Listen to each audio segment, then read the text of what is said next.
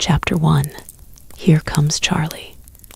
These two very old people are the father and mother of Mr. Bucket. Their names are Grandpa Joe and Grandma Josephine. And these two very old people are the father and mother of Mrs. Bucket. Their names are Grandpa George and Grandma Georgina. This is Mr. Bucket. This is Mrs. Bucket. Mr. and Mrs. Bucket have a small boy whose name is Charlie Bucket. This is Charlie. How do you do, and how do you do? And how do you do again? He is pleased to meet you. The whole of this family, the 6 grown-ups, count them, and little Charlie Bucket lived together in a small wooden house on the edge of a great town. The house wasn't nearly large enough for so many people, and life was extremely uncomfortable for them all. There were only 2 rooms in the place altogether, and there was only 1 bed. The bed was given to the 4 old grandparents because they were so old and tired. They were so tired, they never got out of it. Grandpa Joe and Grandma Josephine on this side, Grandpa George and Grandma Georgina on this side. Mr. and Mrs. Bucket and little Charlie Bucket slept in the other room, upon mattresses on the floor. In the summertime, this wasn't too bad, but in the winter, freezing cold drafts blew across the floor all night long, and it was awful. There wasn't any question of them being able to buy a better house, or even 1 more bed to sleep in. They were far too poor for that.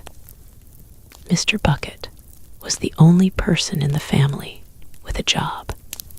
He worked in a toothpaste factory, where he sat all day long at a bench and screwed the little caps on to the tops of the tubes of toothpaste after the tubes had been filled.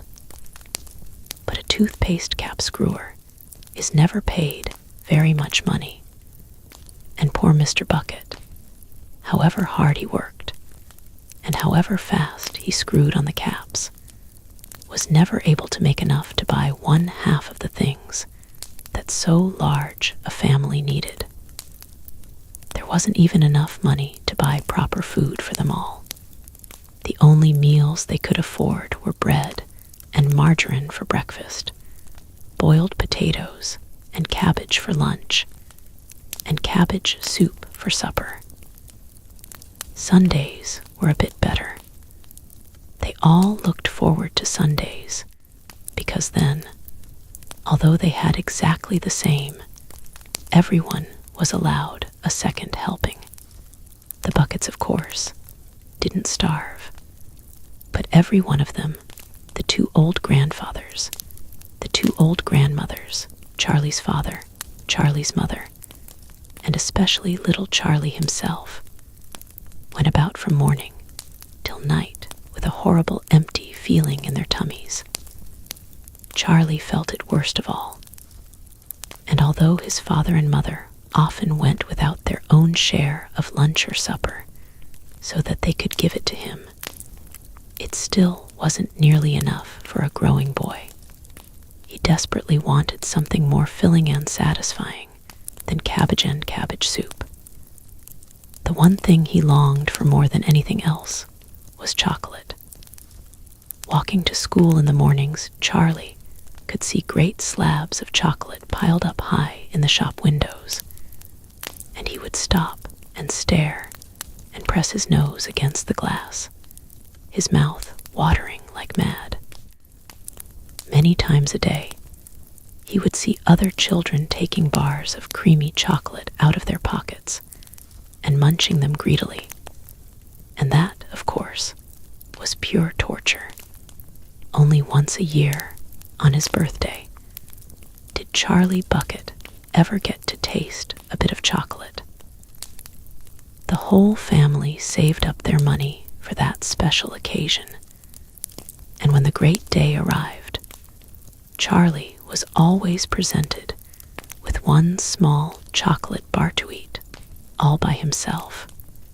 And each time he received it, on those marvelous birthday mornings, he would place it carefully in a small wooden box that he owned, and treasure it as though it were a bar of solid gold. And for the next few days, he would allow himself only to look at it, but never to touch it. Then at last, when he could stand it no longer, he would peel back a tiny bit of the paper, wrapping at one corner to expose a tiny bit of chocolate. And then he would take a tiny nibble, just enough to allow the lovely sweet taste to spread out slowly over his tongue. The next day, he would take another tiny nibble, and so on and so on. And in this way, Charlie would make his 6-penny bar of birthday chocolate last him for more than a month. But I haven't yet told you about the one awful thing that tortured little Charlie, the lover of chocolate, more than anything else. This thing, for him, was far, far worse than seeing slabs of chocolate in the shop windows, or watching other children munching bars of creamy chocolate right in front of him. It was the most terrible, torturing thing you could imagine. And it was this: in the town itself, actually within sight of the house in which Charlie lived, there was an enormous chocolate factory. Just imagine that. And it wasn't simply an ordinary enormous chocolate factory either. It was the largest and most famous in the whole world. It was Wonka's factory, owned by a man called Mr. Willy Wonka, the greatest inventor and maker of chocolates that there has ever been. And what a tremendous, marvelous place it was. It had huge iron gates leading into it, and a high wall surrounding it, and smoke belching from its chimneys, and strange whizzing sounds coming from deep inside it, and outside the walls, for half a mile around in every direction. The air was scented with the heavy, rich smell of melting chocolate. Twice a day, on his way to and from school, little Charlie Bucket had to walk right past the gates of the factory. And every time he went by, he would begin to walk very, very slowly, and he would hold his nose high in the air and take long, deep sniffs of the gorgeous chocolatey smell all around him. Oh, how he loved that smell. And oh, how he wished he could go inside the factory and see what it was like. Chapter 2. Mr. Willy Wonka's Factory. In the evenings, after he had finished his supper of watery cabbage soup, Charlie always went into the room of his 4 grandparents to listen to their stories, and then afterwards to say good night. Every one of these old people was over 90. They were as shriveled as prunes and as bony as skeletons, and throughout the day, until Charlie made his appearance, they lay huddled in their one bed, 2 at either end, with nightcaps on to keep their heads warm, dozing the time away with nothing to do. But as soon as they heard the door opening, and heard Charlie's voice saying, "Good evening, Grandpa Joe and Grandma Josephine, and Grandpa George and Grandma Georgina," then all 4 of them would suddenly sit up, and their old wrinkled faces would light up with smiles of pleasure, and the talking would begin, for they loved this little boy.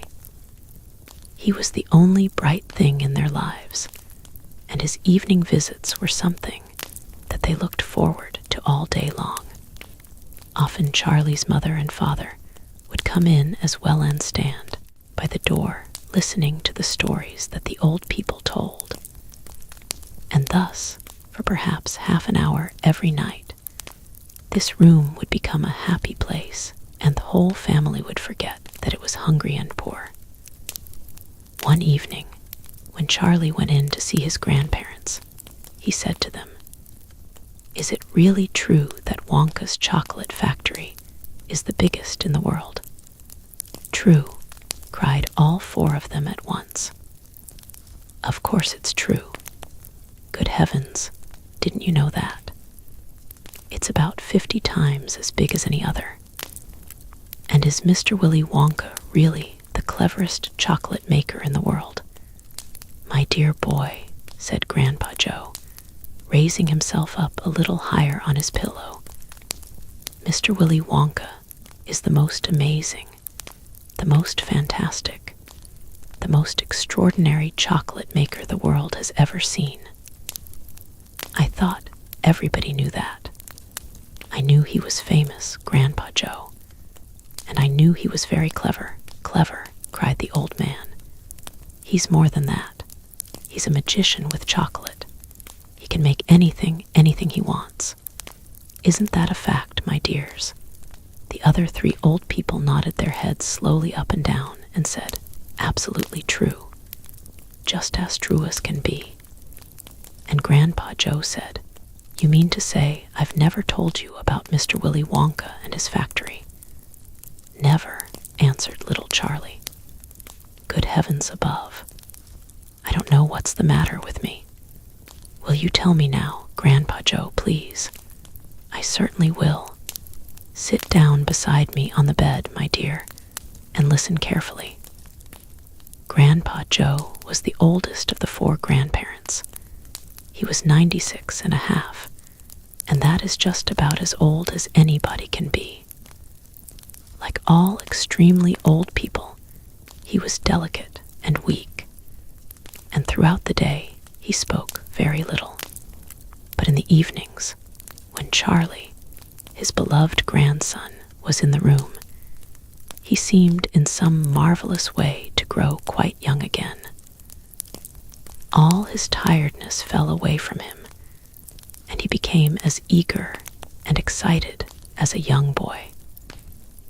"Oh, what a man he is, this Mr. Willy Wonka," cried Grandpa Joe.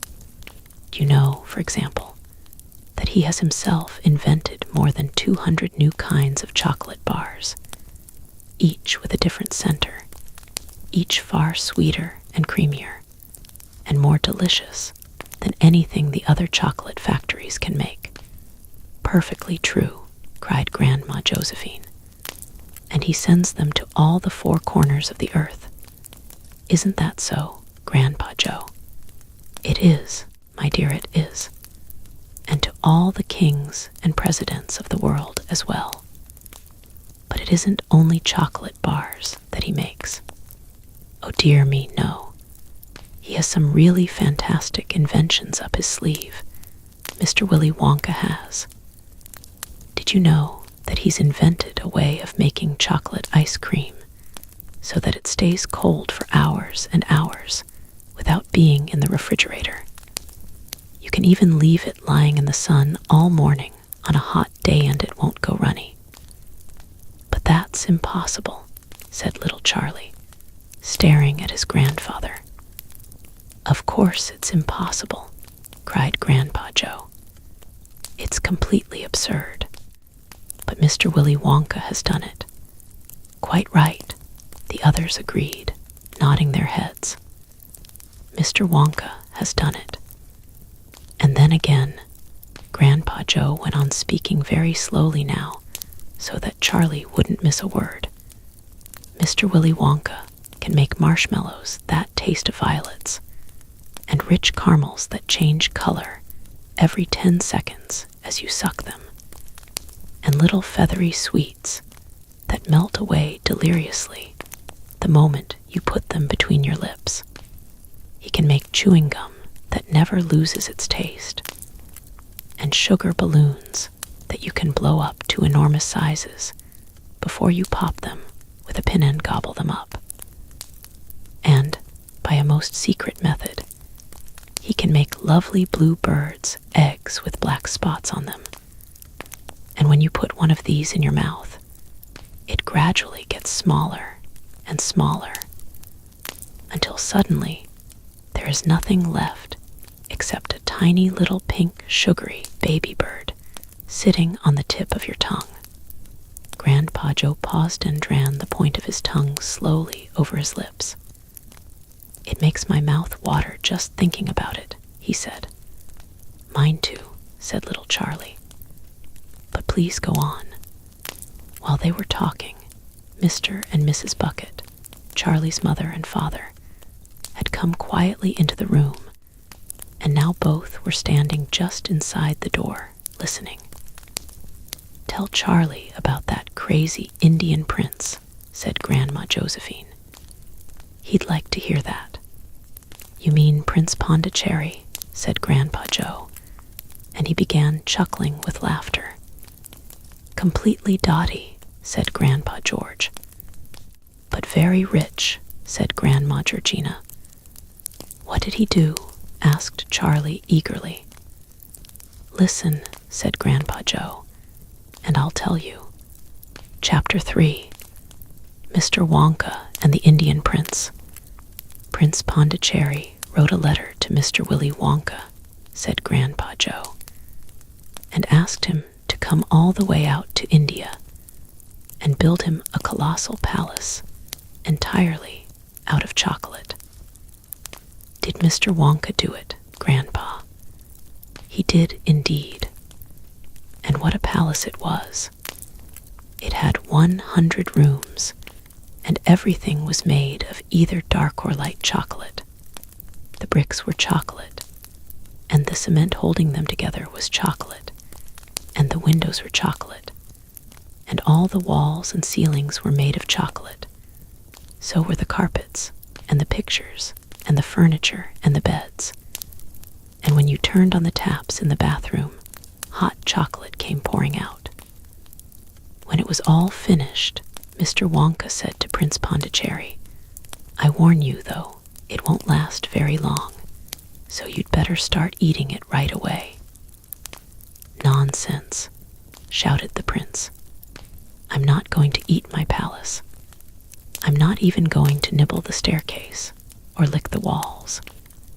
I'm going to live in it." But Mr. Wonka was right, of course, because soon after this, there came a very hot day with a boiling sun, and the whole palace began to melt, and then it sank slowly to the ground, and the crazy prince, who was dozing in the living room at the time, woke up to find himself swimming around in a huge brown sticky lake of chocolate. Little Charlie sat very still on the edge of the bed, staring at his grandfather. Charlie's face was bright, and his eyes were stretched so wide you could see the whites all around. "Is all this really true?" he asked. "Or are you pulling my leg?"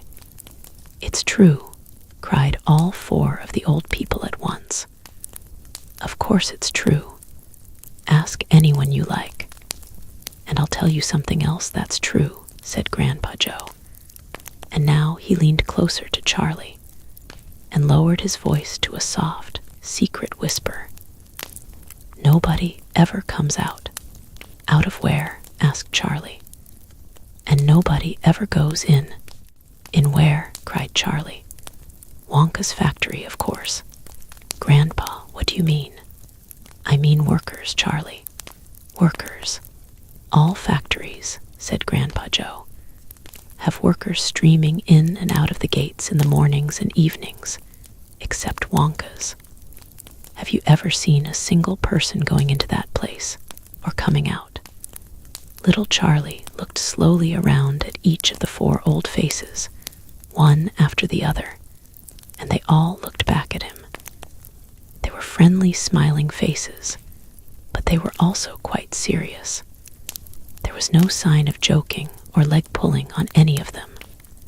"Well, have you?" asked Grandpa Joe. I really don't know, Grandpa," Charlie stammered. "Whenever I walk past the factory, The gates seemed to be closed. "Exactly," said Grandpa Joe. "But there must be people working there. Not people, Charlie. Not ordinary people anyway." "Then who?" cried Charlie. "Aha, that's it, you see. That's another of Mr. Willy Wonka's clevernesses." "Charlie, dear," Mrs. Bucket called out from where she was standing by the door, "it's time for bed. That's enough for tonight." "But, Mother, I must hear. Tomorrow, my darling." "That's right," said Grandpa Joe. "I'll tell you the rest of it tomorrow evening." Chapter 4. The Secret Workers.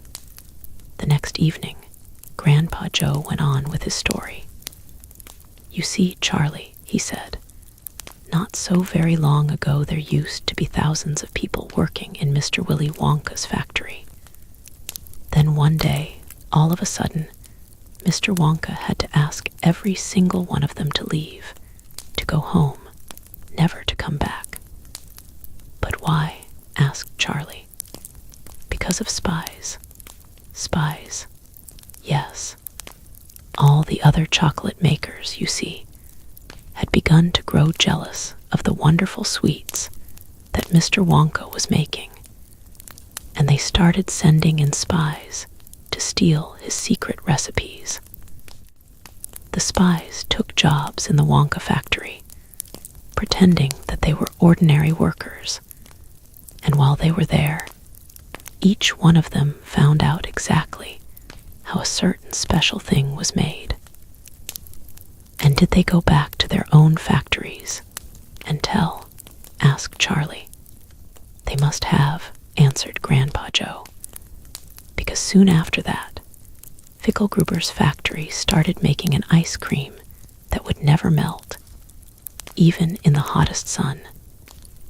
Then Mr. Prodnose's factory came out with a chewing gum that never lost its flavor however much you chewed it. And then Mr. Slugworth's factory began making sugar balloons that you could blow up to huge sizes before you popped them with a pin and gobbled them up. And so on, and so on. And Mr. Willy Wonka tore his beard and shouted, 'This is terrible. I shall be ruined. There are spies everywhere. I shall have to close the factory.' But he didn't do that," Charlie said. "Oh yes, he did. He told all the workers that he was sorry, but they would have to go home.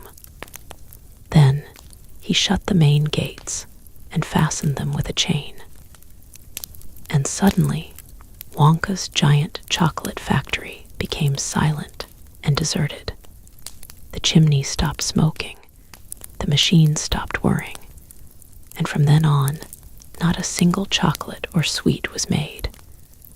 Not a soul went in or out, and even Mr. Willy Wonka himself disappeared completely. Months and months went by," Grandpa Joe went on, "but still the factory remained closed. And everybody said, 'Poor Mr. Wonka. He was so nice, and he made such marvelous things. But he's finished now. It's all over.' Then something astonishing happened. One day, early in the morning, thin columns of white smoke were seen to be coming out of the tops of the tall chimneys of the factory. People in the town stopped and stared. 'What's going on?' they cried. 'Someone's lit the furnaces. Mr. Wonka must be opening up again.' They ran to the gates, expecting to see them wide open and Mr. Wonka standing there to welcome his workers back. But no, the great iron gates were still locked and chained as securely as ever, and Mr. Wonka was nowhere to be seen. 'But the factory is working,' the people shouted. 'Listen, you can hear the machines. They're all whirring again. And you can smell the smell of melting chocolate in the air.' Grandpa Joe leaned forward and laid a long, bony finger on Charlie's knee, and he said softly, 'But most mysterious of all, Charlie, were the shadows in the windows of the factory. The people standing on the street outside could see small dark shadows moving about behind the frosted glass windows. "Shadows of whom?" said Charlie quickly. That's exactly what everybody else wanted to know. "The place is full of workers," the people shouted. "But nobody's gone in. The gates are locked. It's crazy. Nobody ever comes out either." There was no question at all, said Grandpa Joe, that the factory was running. And it's gone on running ever since, for these last 10 years. What's more, the chocolates and sweets it's been turning out have become more fantastic and delicious all the time. And of course now, when Mr. Wonka invents some new and wonderful sweet, neither Mr. Fickelgruber, nor Mr. Prodnose, nor Mr. Slugworth, nor anybody else is able to copy it.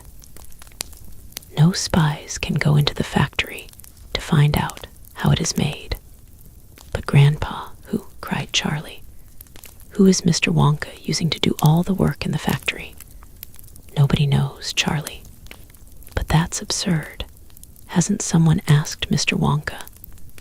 "Nobody sees him anymore. He never comes out. The only things that come out of that place are chocolates and sweets. They come out through a special trap door in the wall, all packed and addressed, and they are picked up every day by post office trucks." "But Grandpa, what sort of people are they that work in there?" "My dear boy," said Grandpa Joe, "that is one of the great mysteries of the chocolate-making world. We know only one thing about them. They are very small. The faint shadows that sometimes appear behind the windows, especially late at night when the lights are on, are those of tiny people no taller than my knee." "There aren't any such people," Charlie said. Just then, Mr. Bucket, Charlie's father, came into the room. He was home from the toothpaste factory, and he was waving an evening newspaper rather excitedly. "Have you heard the news?" he cried.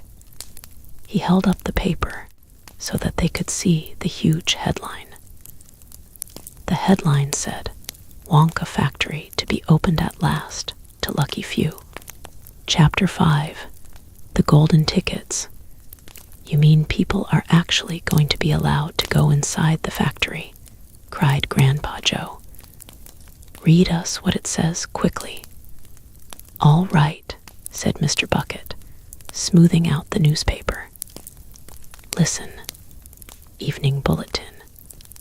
Mr. Willy Wonka, the confectionery genius whom nobody has seen for the last 10 years, sent out the following notice today. I, Willy Wonka, have decided to allow 5 children, just 5, mind you, and no more, to visit my factory this year. These lucky 5 will be shown around personally by me, and they will be allowed to see all the secrets and the magic of my factory. Then, at the end of the tour, as a special present, all of them will be given enough chocolates and sweets to last them for the rest of their lives. So watch out for the golden tickets. 5 golden tickets have been printed on golden paper, and these 5 golden tickets have been hidden underneath the ordinary wrapping paper of 5 ordinary bars of chocolate.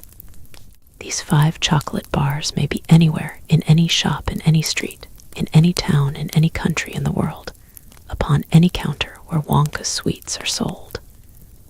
And the 5 lucky finders of these 5 golden tickets are the only ones who will be allowed to visit my factory and see what it's like now inside. Good luck to you all, and happy hunting. Signed, Willy Wonka. The man's Dottie, muttered Grandma Josephine. He's brilliant, cried Grandpa Joe. He's a magician. Just imagine what will happen now. The whole world will be searching for those golden tickets. Everyone will be buying Wonka's chocolate bars in the hope of finding one. He'll sell more than ever before. Oh, how exciting it would be to find one. And all the chocolate and sweets that you could eat for the rest of your life, free, said Grandpa George. Just imagine that. They'd have to deliver them in a truck, said Grandma Georgina. It makes me quite ill to think of it, said Grandma Josephine. Nonsense, cried Grandpa Joe. Wouldn't it be something, Charlie, to open a bar of chocolate and see a golden ticket glistening inside? It certainly would, Grandpa. But there isn't a hope, Charlie said sadly. I only get one bar a year. You never know, darling, said Grandma Georgina. It's your birthday next week. You have as much chance as anybody else. I'm afraid that simply isn't true, said Grandpa George. The kids who are going to find the golden tickets are the ones who can afford to buy bars of chocolate every day. Our Charlie gets only one a year. There isn't a hope. Chapter 6. The First Two Finders. The very next day, the first golden ticket was found. The finder was a boy called Augustus Gloop, and Mr. Bucket's evening newspaper carried a large picture of him on the front page. The picture showed a 9-year-old boy who was so enormously fat he looked as though he had been blown up with a powerful pump. Great flabby folds of fat bulged out from every part of his body, and his face was like a monstrous ball of dough, with two small, greedy, curranty eyes peering out upon the world. The town in which Augustus Gloop lived, the newspaper said, had gone wild with excitement over their hero. Flags were flying from all the windows. Children had been given a holiday from school, and a parade was being organized in honor of the famous youth. I just knew Augustus would find a golden ticket, his mother had told the newspapermen. He eats so many bars of chocolate a day that it was almost impossible for him not to find one. Eating is his hobby, you know. That's all he's interested in. But still, that's better than being a hooligan and shooting off zip guns and things like that in his spare time, isn't it? And what I always say is, he wouldn't go on eating like he does unless he needed nourishment, would he? It's all vitamins anyway. What a thrill it will be for him to visit Mr. Wonka's marvelous factory. We're just as proud as anything. What a revolting woman, said Grandma Josephine. And what a repulsive boy, said Grandma Georgina. Only 4 golden tickets left, said Grandpa George. I wonder who'll get those. And now the whole country, indeed, the whole world, seemed suddenly to be caught up in a mad chocolate-buying spree. Everybody searching frantically for those precious remaining tickets. Fully grown women were seen going into sweet shops and buying 10 Wonka bars at a time, then tearing off the wrappers on the spot and peering eagerly underneath for a glint of golden paper. Children were taking hammers and smashing their piggy banks and running out to the shops with handfuls of money. In one city, a famous gangster robbed a bank of £1,000 and spent the whole lot on Wonka bars that same afternoon. And when the police entered his house to arrest him, they found him sitting on the floor amidst mountains of chocolate, ripping off the wrappers with the blade of a long dagger. In far-off Russia, A woman called Charlotte Russ claimed to have found the second ticket, but it turned out to be a clever fake. The famous English scientist, Professor Falbuddy, invented a machine which would tell you at once, without opening the wrapper of a bar of chocolate, whether or not there was a golden ticket hidden underneath it. The machine had a mechanical arm that shot out with tremendous force and grabbed hold of anything that had the slightest bit of gold inside it. And for a moment, it looked like the answer to everything. But unfortunately, while the professor was showing off the machine to the public at the sweet counter of a large department store, the mechanical arm shot out and made a grab for the gold filling in the back tooth of a duchess who was standing nearby. There was an ugly scene, and the machine was smashed by the crowd. Suddenly, on the day before Charlie Bucket's birthday, the newspapers announced that the second golden ticket had been found. The lucky person was a small girl called Veruca Salt, who lived with her rich parents in a great city far away. Once again, Mr. Bucket's evening newspaper carried a big picture of the finder. She was sitting between her beaming father and mother in the living room of their house, waving the golden ticket above her head and grinning from ear to ear. Veruca's father, Mr. Salt, had eagerly explained to the newspapermen exactly how the ticket was found. "You see, boys," he had said, "as soon as my little girl told me that she simply had to have one of those golden tickets, I went out into the town and started buying up all the Wonka bars I could lay my hands on. Thousands of them I must have bought. Hundreds of thousands. Then I had them loaded onto trucks and sent directly to my own factory. I'm in the peanut business, you see, and I've got about 100 women working for me over at my place, shelling peanuts for roasting and salting. That's what they do all day long, those women. They sit there shelling peanuts. So I says to them, 'Okay, girls,' I says, 'from now on, you can stop shelling peanuts and start shelling the wrappers off these chocolate bars instead.' And they did. I had every worker in the place yanking the paper off those bars of chocolate full speed ahead from morning till night. But 3 days went by, and we had no luck. Oh, it was terrible. My little Veruca got more and more upset each day, and every time I went home she would scream at me, 'Where's my golden ticket? I want my golden ticket.' And she would lie for hours on the floor, kicking and yelling in the most disturbing way.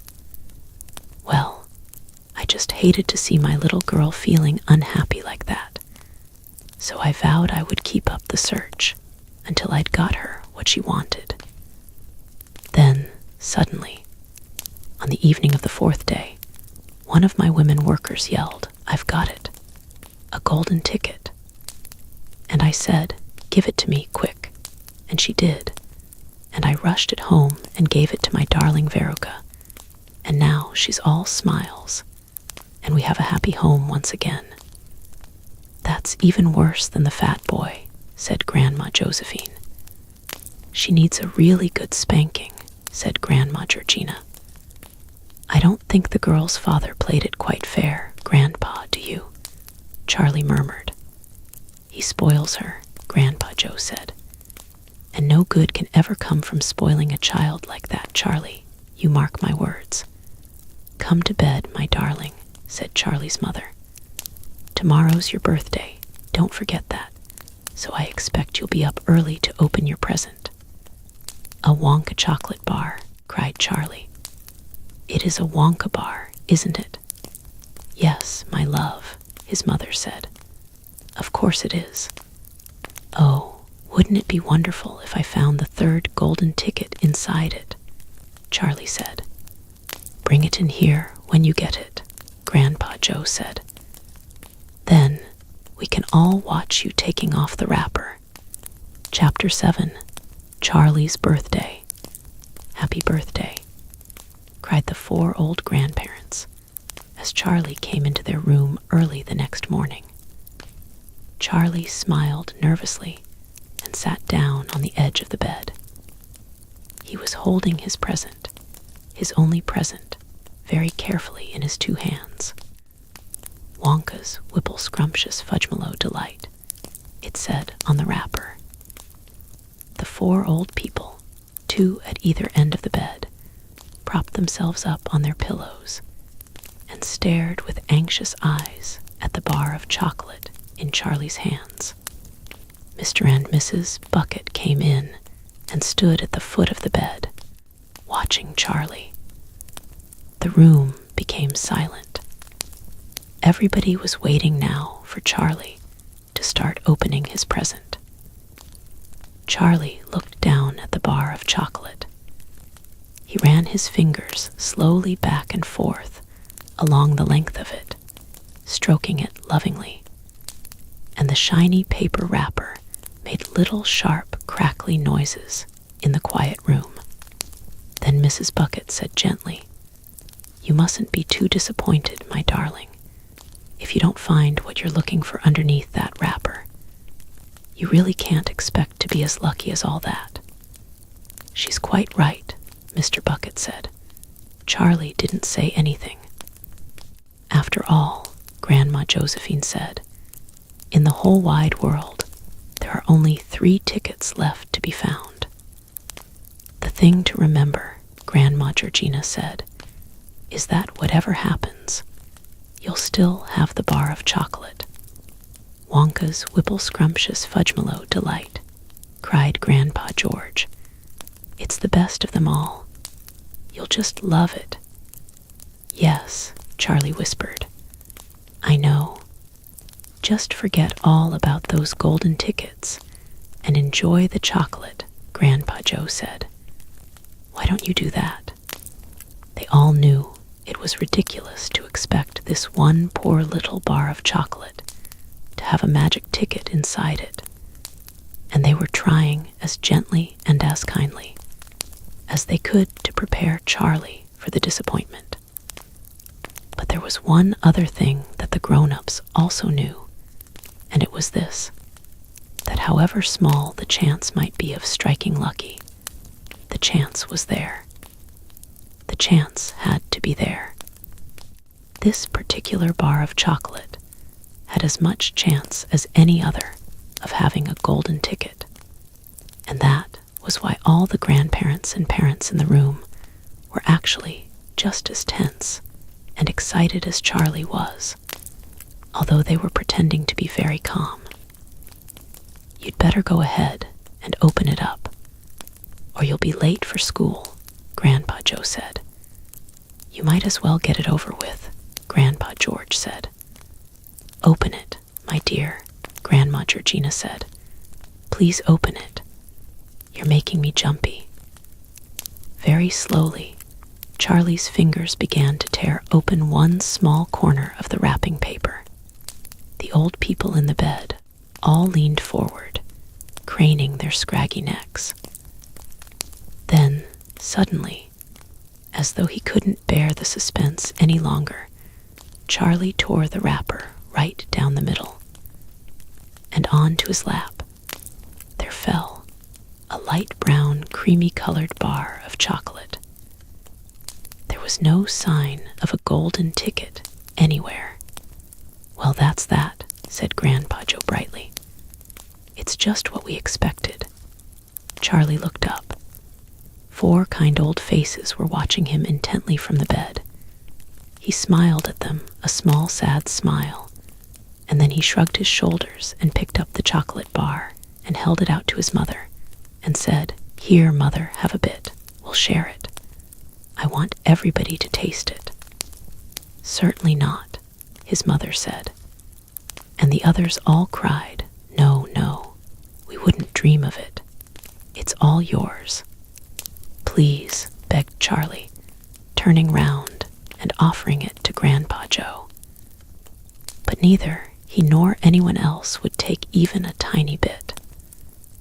"It's time to go to school, my darling," Mrs. Bucket said, putting an arm around Charlie's skinny shoulders. "Come on, or you'll be late." Chapter 8. 2 more golden tickets found. That evening, Mr. Bucket's newspaper announced the finding of not only the 3rd golden ticket, but the 4th as well. 2 golden tickets found today, screamed the headlines. Only 1 more left. "All right," said Grandpa Joe, when the whole family was gathered in the old people's room after supper. "Let's hear who found them." "The 3rd ticket," read Mr. Bucket, holding the newspaper up close to his face because his eyes were bad, and he couldn't afford glasses. "The 3rd ticket was found by a Miss Violet Beauregard." There was great excitement in the Beauregard household when our reporter arrived to interview the lucky young lady. Cameras were clicking and flashbulbs were flashing, and people were pushing and jostling and trying to get a bit closer to the famous girl. And the famous girl was standing on a chair in the living room, waving the golden ticket madly at arm's length, as though she were flagging a taxi. She was talking very fast and very loudly to everyone, but it was not easy to hear all that she said, because she was chewing so ferociously upon a piece of gum at the same time. "I'm a gum chewer, normally," she shouted, "but when I heard about these ticket things of Mr. Wonka's, I gave up gum and started on chocolate bars in the hope of striking lucky. Now, of course, I'm back on gum. I just adore gum. I can't do without it. I munch it all day long, except for a few minutes at mealtimes, when I take it out and stick it behind my ear for safekeeping. To tell you the truth, I simply wouldn't feel comfortable if I didn't have that little wedge of gum to chew on every moment of the day. I really wouldn't. My mother says it's not ladylike, and it looks ugly to see a girl's jaws going up and down like mine do all the time. But I don't agree. And who's she to criticize, anyway? Because if you ask me, I'd say that her jaws are going up and down almost as much as mine are, just from yelling at me every minute of the day. "Now, Violet," Mrs. Beauregard said from a far corner of the room, where she was standing on the piano to avoid being trampled by the mob. "All right, Mother, keep your hair on," Miss Beauregard shouted. "And now," she went on, turning to the reporters again, "it may interest you to know that this piece of gum I'm chewing right at this moment is one I've been working on for over 3 months solid. That's a record, that is. It's beaten the record held by my best friend, Miss Cornelia Princemetal. And was she furious? It's my most treasured possession now, this piece of gum is. At night time, I just stick it on the end of the bedpost, and it's as good as ever in the mornings, a bit hard at first, maybe, but it soon softens up again after I've given it a few good chews. Before I started chewing for the world record, I used to change my piece of gum once a day. I used to do it in our lift on the way home from school. Why the lift? Because I liked sticking the gooey piece that I just finished with on to one of the control buttons. Then, the next person who came along and pressed the button got my old gum on the end of his or her finger. Ha ha. And what a racket they kicked up, some of them. You get the best results with women who have expensive gloves on, Oh yes, I'm thrilled to be going to Mr. Wonka's factory. And I understand that afterwards he's going to give me enough gum to last me for the rest of my whole life. Whoopee, hooray, beastly girl, said Grandma Josephine. Despicable, said Grandma Georgina.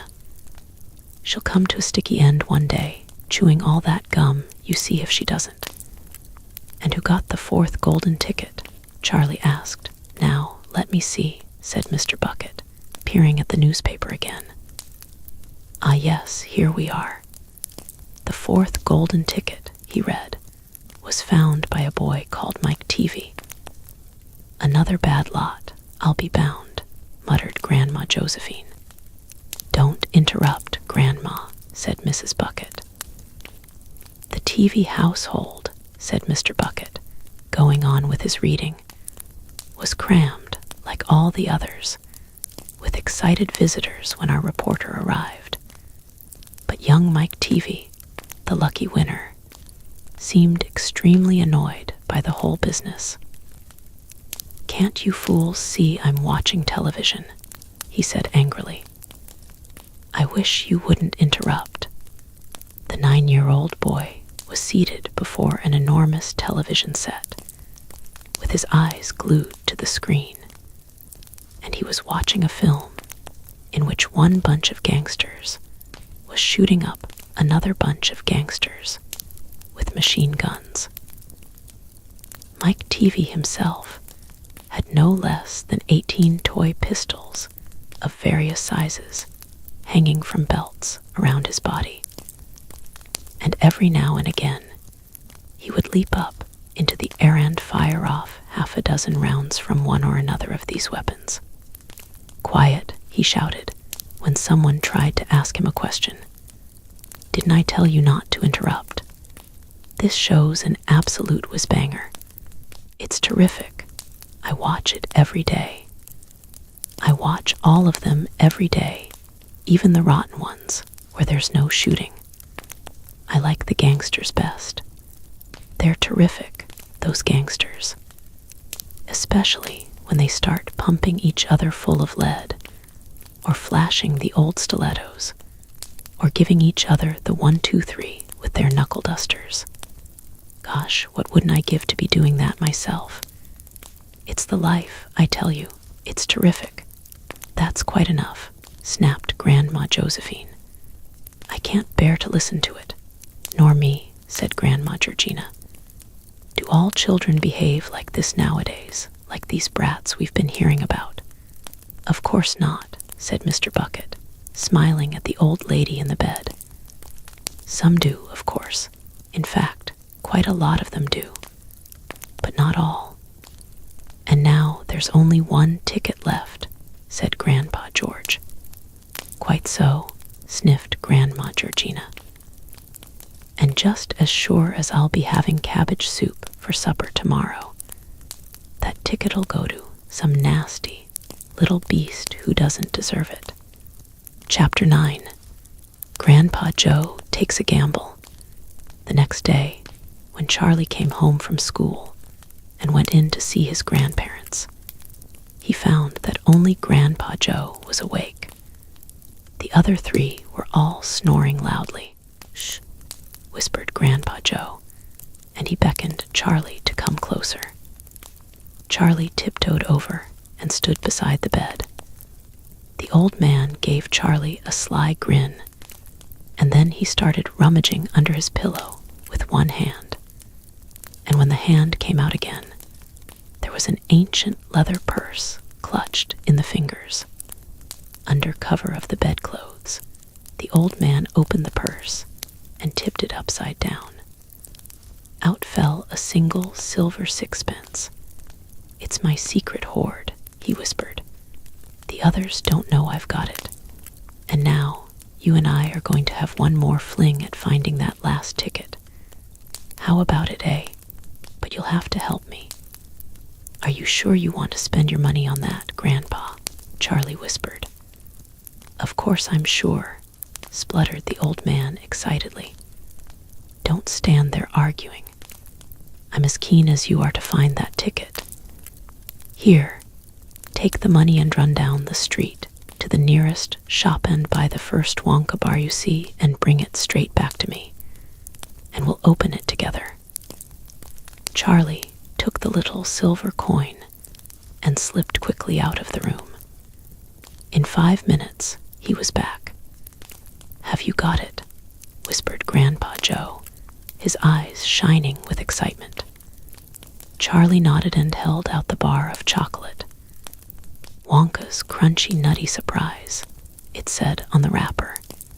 "Good," the old man whispered, sitting up in the bed and rubbing his hands. "Now come over here and sit close to me and we'll open it together. Are you ready?" "Yes," Charlie said. "I'm ready." "All right. You tear off the first bit." "No," Charlie said. "You paid for it. You do it all." The old man's fingers were trembling most terribly as they fumbled with the wrapper. "We don't have a hope, really," he whispered, giggling a bit. "You do know we don't have a hope, don't you?" "Yes," Charlie said. "I know that." They looked at each other, and both started giggling nervously.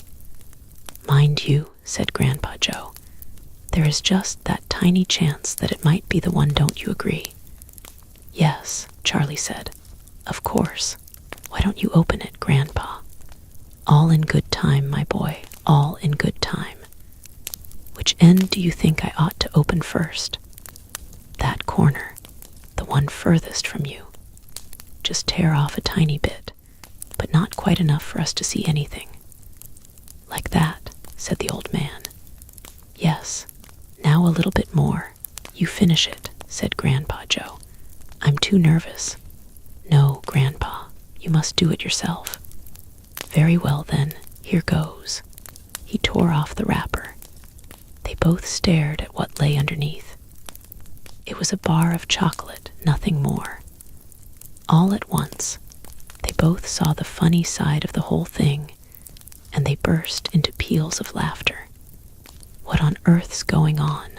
cried Grandma Josephine, waking up suddenly. "Nothing," said Grandpa Joe. "You go on back to sleep." Chapter 10. The family begins to starve. During the next 2 weeks, the weather turned very cold. First came the snow. It began very suddenly one morning, just as Charlie Bucket was getting dressed for school. Standing by the window, he saw the huge flakes drifting slowly down out of an icy sky that was the color of steel. By evening, it lay 4 feet deep around the tiny house, and Mr. Bucket had to dig a path from the front door to the road. After the snow, there came a freezing gale that blew for days and days without stopping. And oh, how bitter cold it was. Everything that Charlie touched seemed to be made of ice, and each time he stepped outside the door, the wind was like a knife on his cheek. Inside the house, little jets of freezing air came rushing in through the sides of the windows and under the doors, and there was no place to go to escape them. The 4 old ones lay silent and huddled in their bed, trying to keep the cold out of their bones. The excitement over the golden tickets had long since been forgotten. Nobody in the family gave a thought now to anything except the 2 vital problems of trying to keep warm and trying to get enough to eat. There is something about very cold weather that gives one an enormous appetite. Most of us find ourselves beginning to crave rich, steaming stews and hot apple pies, and all kinds of delicious warming dishes. And because we are all a great deal luckier than we realize, we usually get what we want, or near enough. Chapter 10. The family begins to starve. During the next 2 weeks, the weather turned very cold. First came the snow. It began very suddenly one morning, just as Charlie Bucket was getting dressed for school. Standing by the window, he saw the huge flakes drifting slowly down out of an icy sky that was the color of steel. By evening, it lay 4 feet deep around the tiny house, and Mr. Bucket had to dig a path from the front door to the road. After the snow, there came a freezing gale that blew for days and days without stopping. And oh, how bitter cold it was. Everything that Charlie touched seemed to be made of ice, and each time he stepped outside the door, the wind was like a knife on his cheek. Inside the house, little jets of freezing air came rushing in through the sides of the windows and under the doors, and there was no place to go to escape them. The 4 old ones lay silent and huddled in their bed, trying to keep the cold out of their bones. The excitement over the golden tickets had long since been forgotten.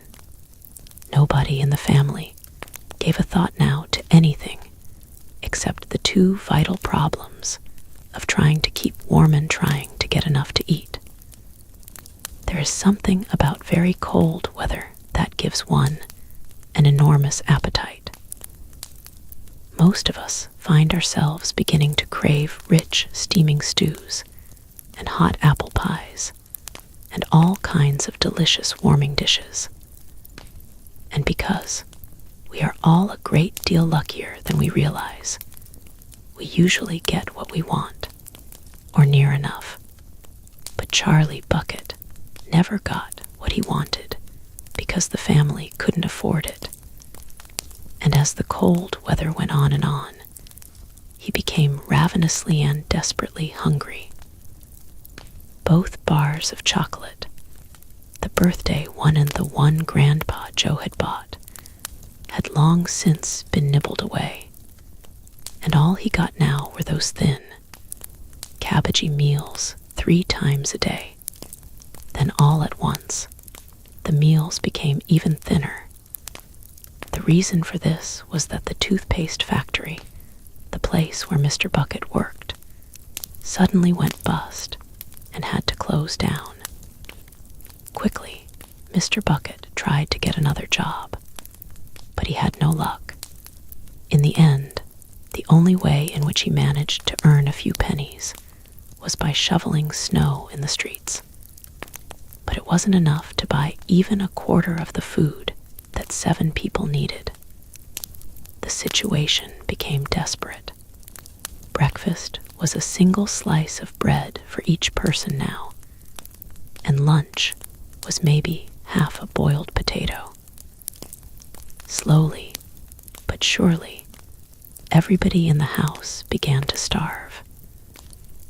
And every day, little Charlie Bucket, trudging through the snow on his way to school, would have to pass Mr. Willy Wonka's giant chocolate factory. And every day, as he came near to it, he would lift his small pointed nose high in the air and sniff the wonderful sweet smell of melting chocolate. Sometimes he would stand motionless outside the gates for several minutes on end, taking deep swallowing breaths as though he were trying to eat the smell itself. "That child," said Grandpa Joe, poking his head up from under the blanket one icy morning, "that child has got to have more food. It doesn't matter about us. We're too old to bother with. But a growing boy, he can't go on like this. He's beginning to look like a skeleton. What can one do?" murmured Grandma Josephine miserably. "He refuses to take any of ours. I hear his mother tried to slip her own piece of bread onto his plate at breakfast this morning, but he wouldn't touch it. He made her take it back. He's a fine little fellow," said Grandpa George. "He deserves better than this." The cruel weather went on, and every day Charlie Bucket grew thinner and thinner. His face became frighteningly white and pinched. The skin was drawn so tightly over the cheeks that you could see the shapes of the bones underneath. It seemed doubtful whether he could go on much longer like this without becoming dangerously ill, and now, very calmly, with that curious wisdom that seems to come so often to small children in times of hardship, he began to make little changes here and there in some of the things that he did, so as to save his strength. In the mornings, he left the house 10 minutes earlier so that he could walk slowly to school without ever having to run. He sat quietly in the classroom during break, resting himself, while the others rushed outdoors and threw snowballs and dressled in the snow. Everything he did now, he did slowly and carefully to prevent exhaustion.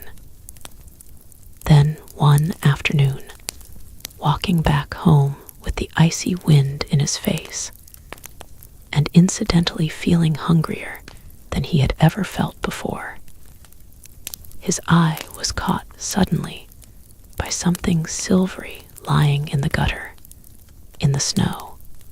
Charlie stepped off the curb and bent down to examine it. Part of it was buried under the snow, but he saw at once what it was. It was a 50-pence piece. Quickly he looked around him. Had somebody just dropped it? No, that was impossible, because of the way part of it was buried. Several people went hurrying past him on the pavement, their chins sunk deep in the collars of their coats, their feet crunching in the snow. None of them was searching for any money. None of them was taking the slightest notice of the small boy crouching in the gutter. Then, was it his, this 50 pence? Could he have it? Carefully, Charlie pulled it out from under the snow. It was damp and dirty, but otherwise perfect. A whole 50 pence. He held it tightly between his shivering fingers, gazing down at it. It meant one thing to him at that moment, only one thing. It meant food. Automatically, Charlie turned and began moving towards the nearest shop. It was only 10 paces away. It was a newspaper and stationery shop, the kind that sells almost everything, including sweets and cigars. And what he would do?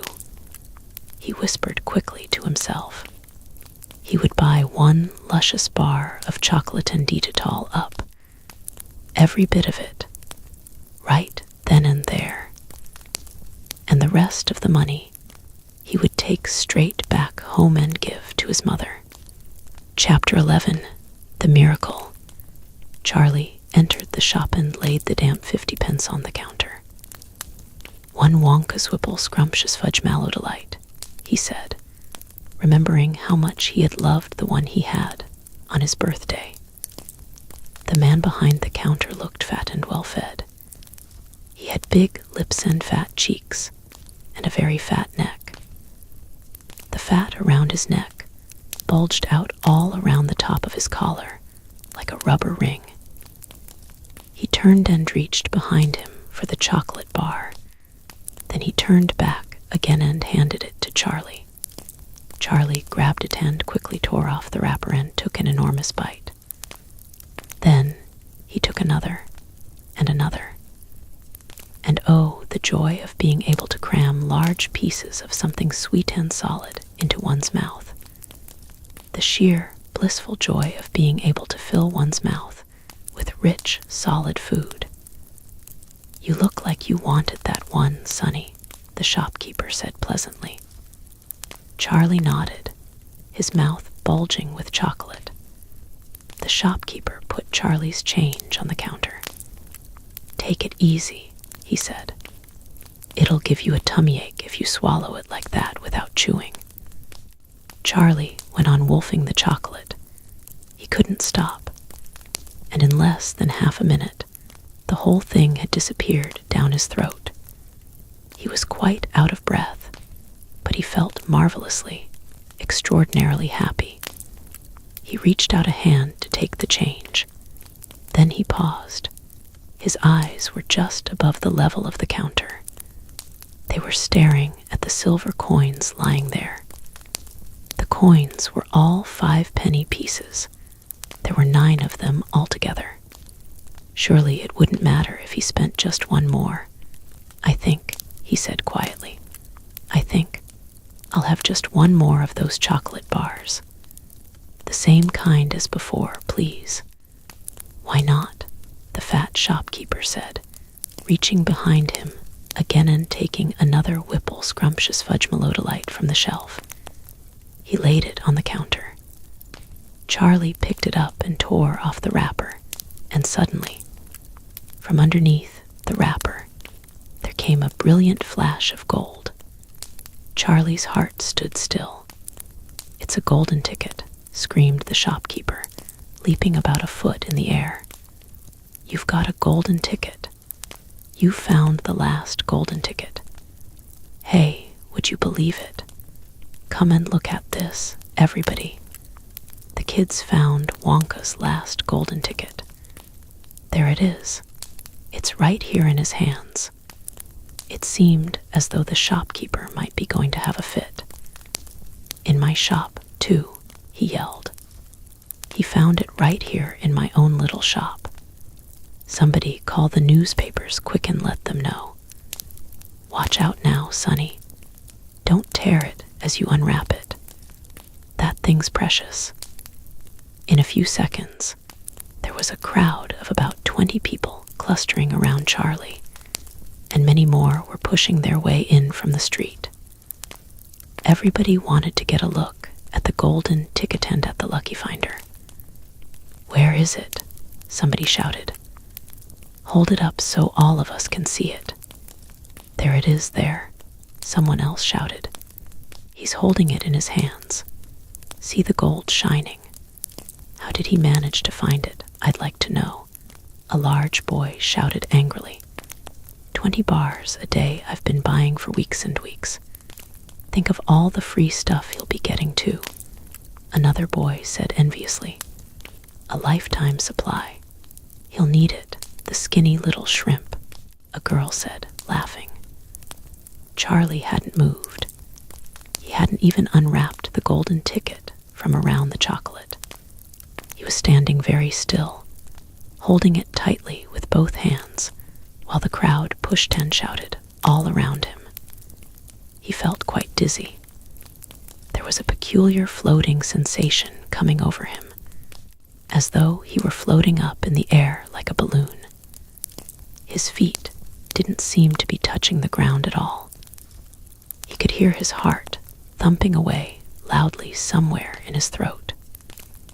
At that point, he became aware of a hand resting lightly on his shoulder, and when he looked up, he saw a tall man standing over him.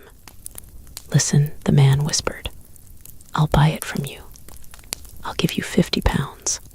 How about it, eh? And I'll give you a new bicycle as well, okay? Are you crazy?" shouted a woman who was standing equally close. "Why, I'd give him 200 pounds for that ticket. You want to sell that ticket for 200 pounds, young man?" "That's quite enough of that," the fat shopkeeper shouted, pushing his way through the crowd and taking Charlie firmly by the arm. "Leave the kid alone, will you?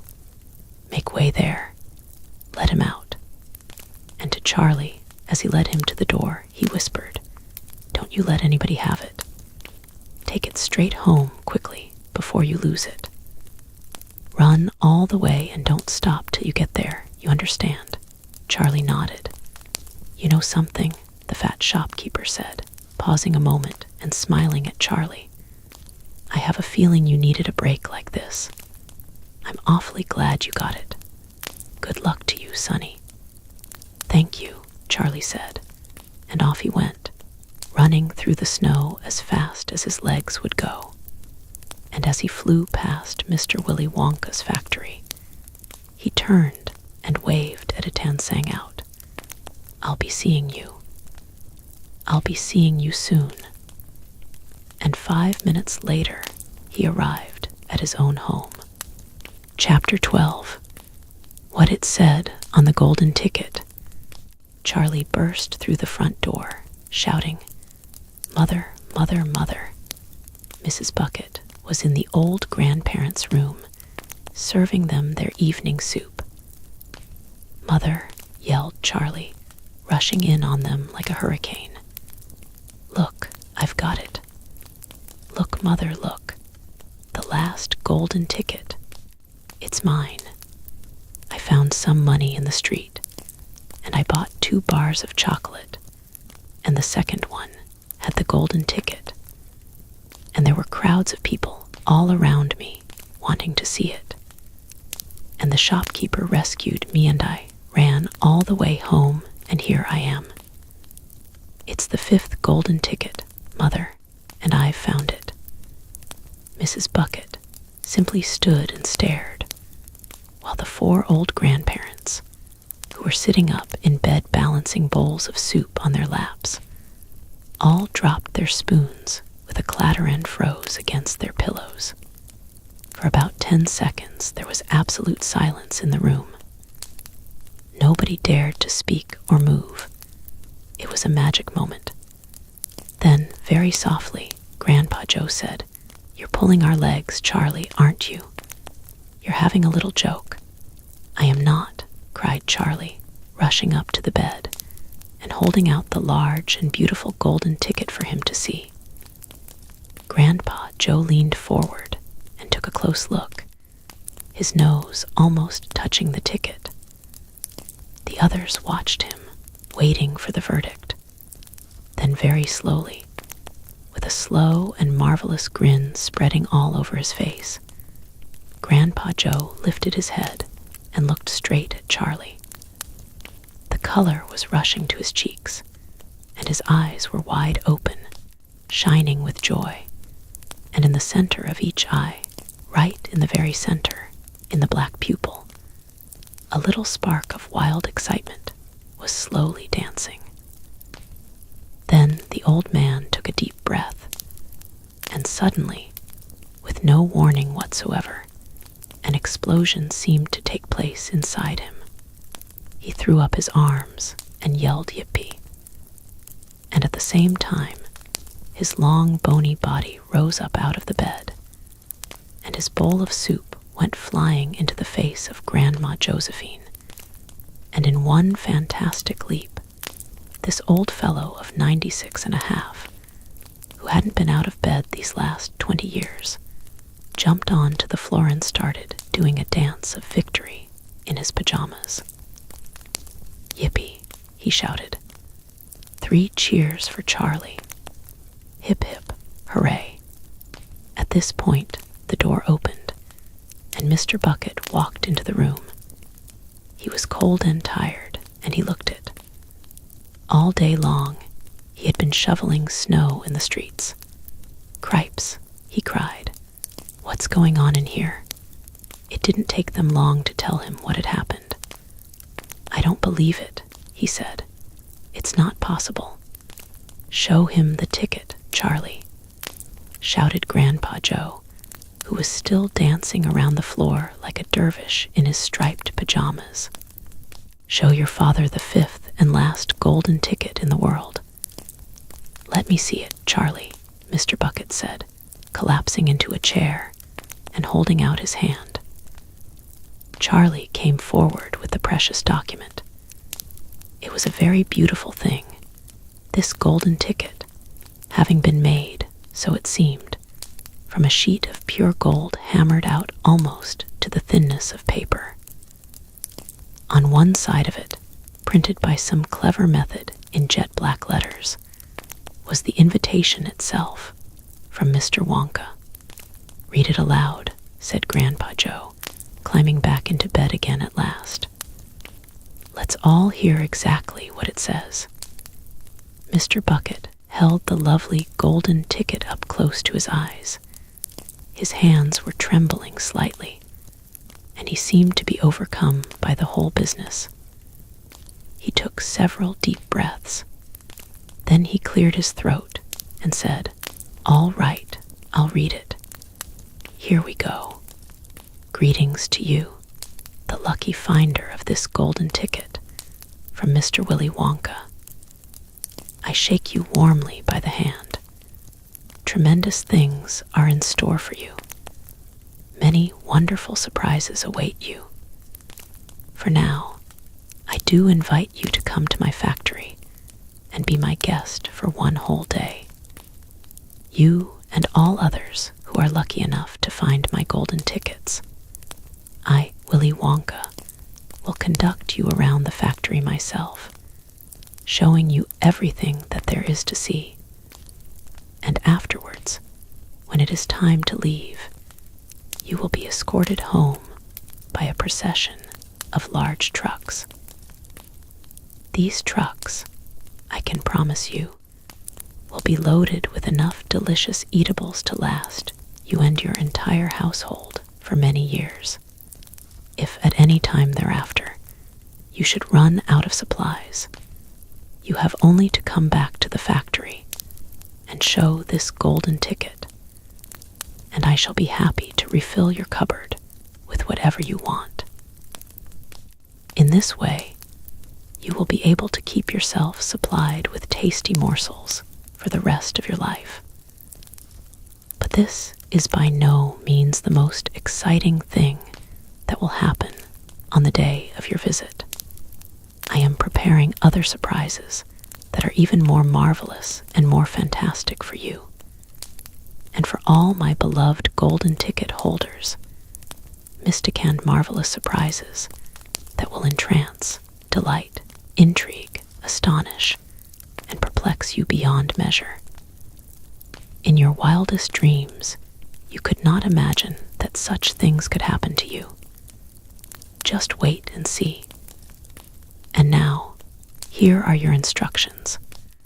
The day I have chosen for the visit is the first day in the month of February. On this day, and on no other, you must come to the factory gates at 10 o'clock sharp in the morning. Don't be late.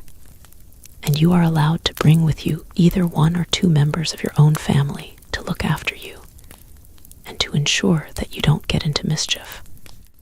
One more thing, be certain to have this ticket with you, otherwise you will not be admitted. Signed, Willy Wonka. The first day of February, cried Mrs. Bucket. But that's tomorrow.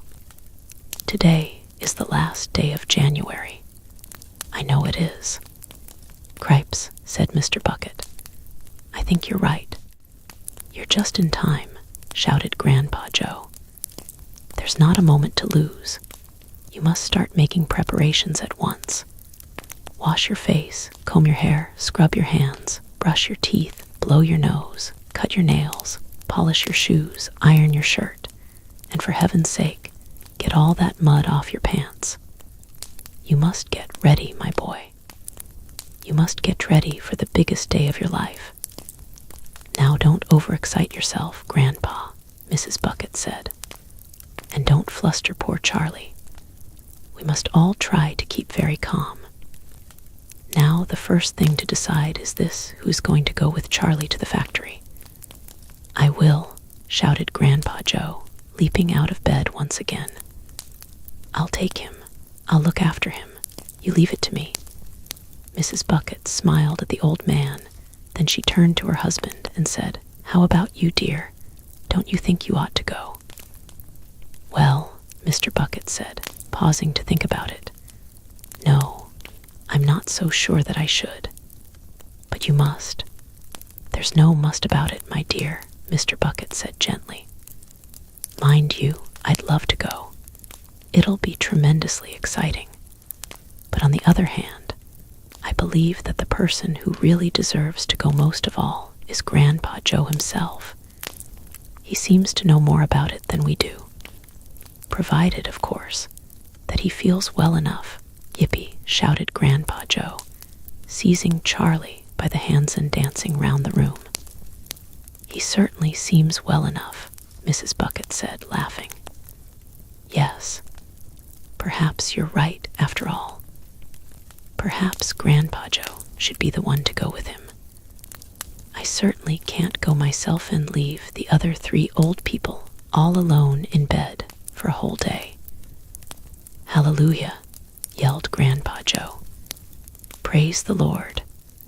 At that point, there came a loud knock on the front door.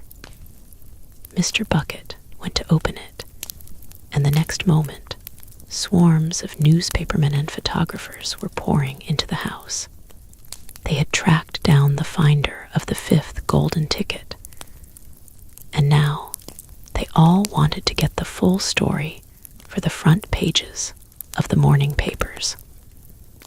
For several hours, there was complete pandemonium in the little house, and it must have been nearly midnight before Mr. Bucket was able to get rid of them so that Charlie could go to bed.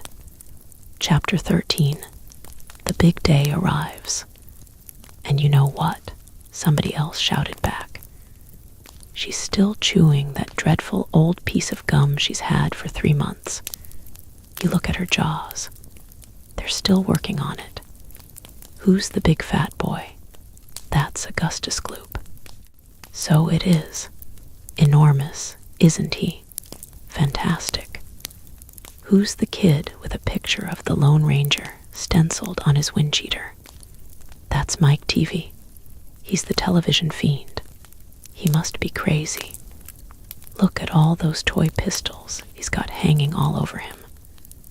The one I want to see is Veruca Salt," shouted another voice in the crowd. "She's the girl whose father bought up 500,000 chocolate bars and then made the workers in his peanut factory unwrap every one of them until they found a golden ticket. He gives her anything she wants. Absolutely anything. She only has to start screaming for it, and she gets it. Dreadful, isn't it? Shocking, I call it. What do you think is her? That one, over there on the left, the little girl in the silver mink coat. Which one is Charlie Bucket? Charlie Bucket. He must be that skinny little shrimp standing beside the old fellow who looks like a skeleton. Very close to us. Just there, see him. Why hasn't he got a coat on in this cold weather? Don't ask me. Maybe he can't afford to buy one. Goodness me, he must be freezing. Charlie, standing only a few paces away from the speaker, gave Grandpa Joe's hand a squeeze, and the old man looked down at Charlie and smiled. Somewhere in the distance, a church clock began striking 10. Very slowly, with a loud creaking of rusty hinges, the great iron gates of the factory began to swing open. The crowd became suddenly silent. The children stopped jumping about. All eyes were fixed upon the gates. There he is, somebody shouted. That's him. And so it was. Chapter 14. Mr. Willy Wonka. Mr. Wonka was standing all alone just inside the open gates of the factory. And what an extraordinary little man he was. He had a black top hat on his head. He wore a tail coat made of a beautiful plum-colored velvet. His trousers were bottle green. His gloves were pearly gray. And in one hand, he carried a fine gold-topped walking cane. Covering his chin, there was a small, neat, pointed black beard, a goatee. And his eyes were most marvelously bright. They seemed to be sparkling and twinkling at you all the time. The whole face, in fact, was alight with fun and laughter. And oh, how clever he looked. How quick and sharp and full of life. He kept making quick, jerky little movements with his head, cocking it this way and that, and taking everything in with those bright, twinkling eyes.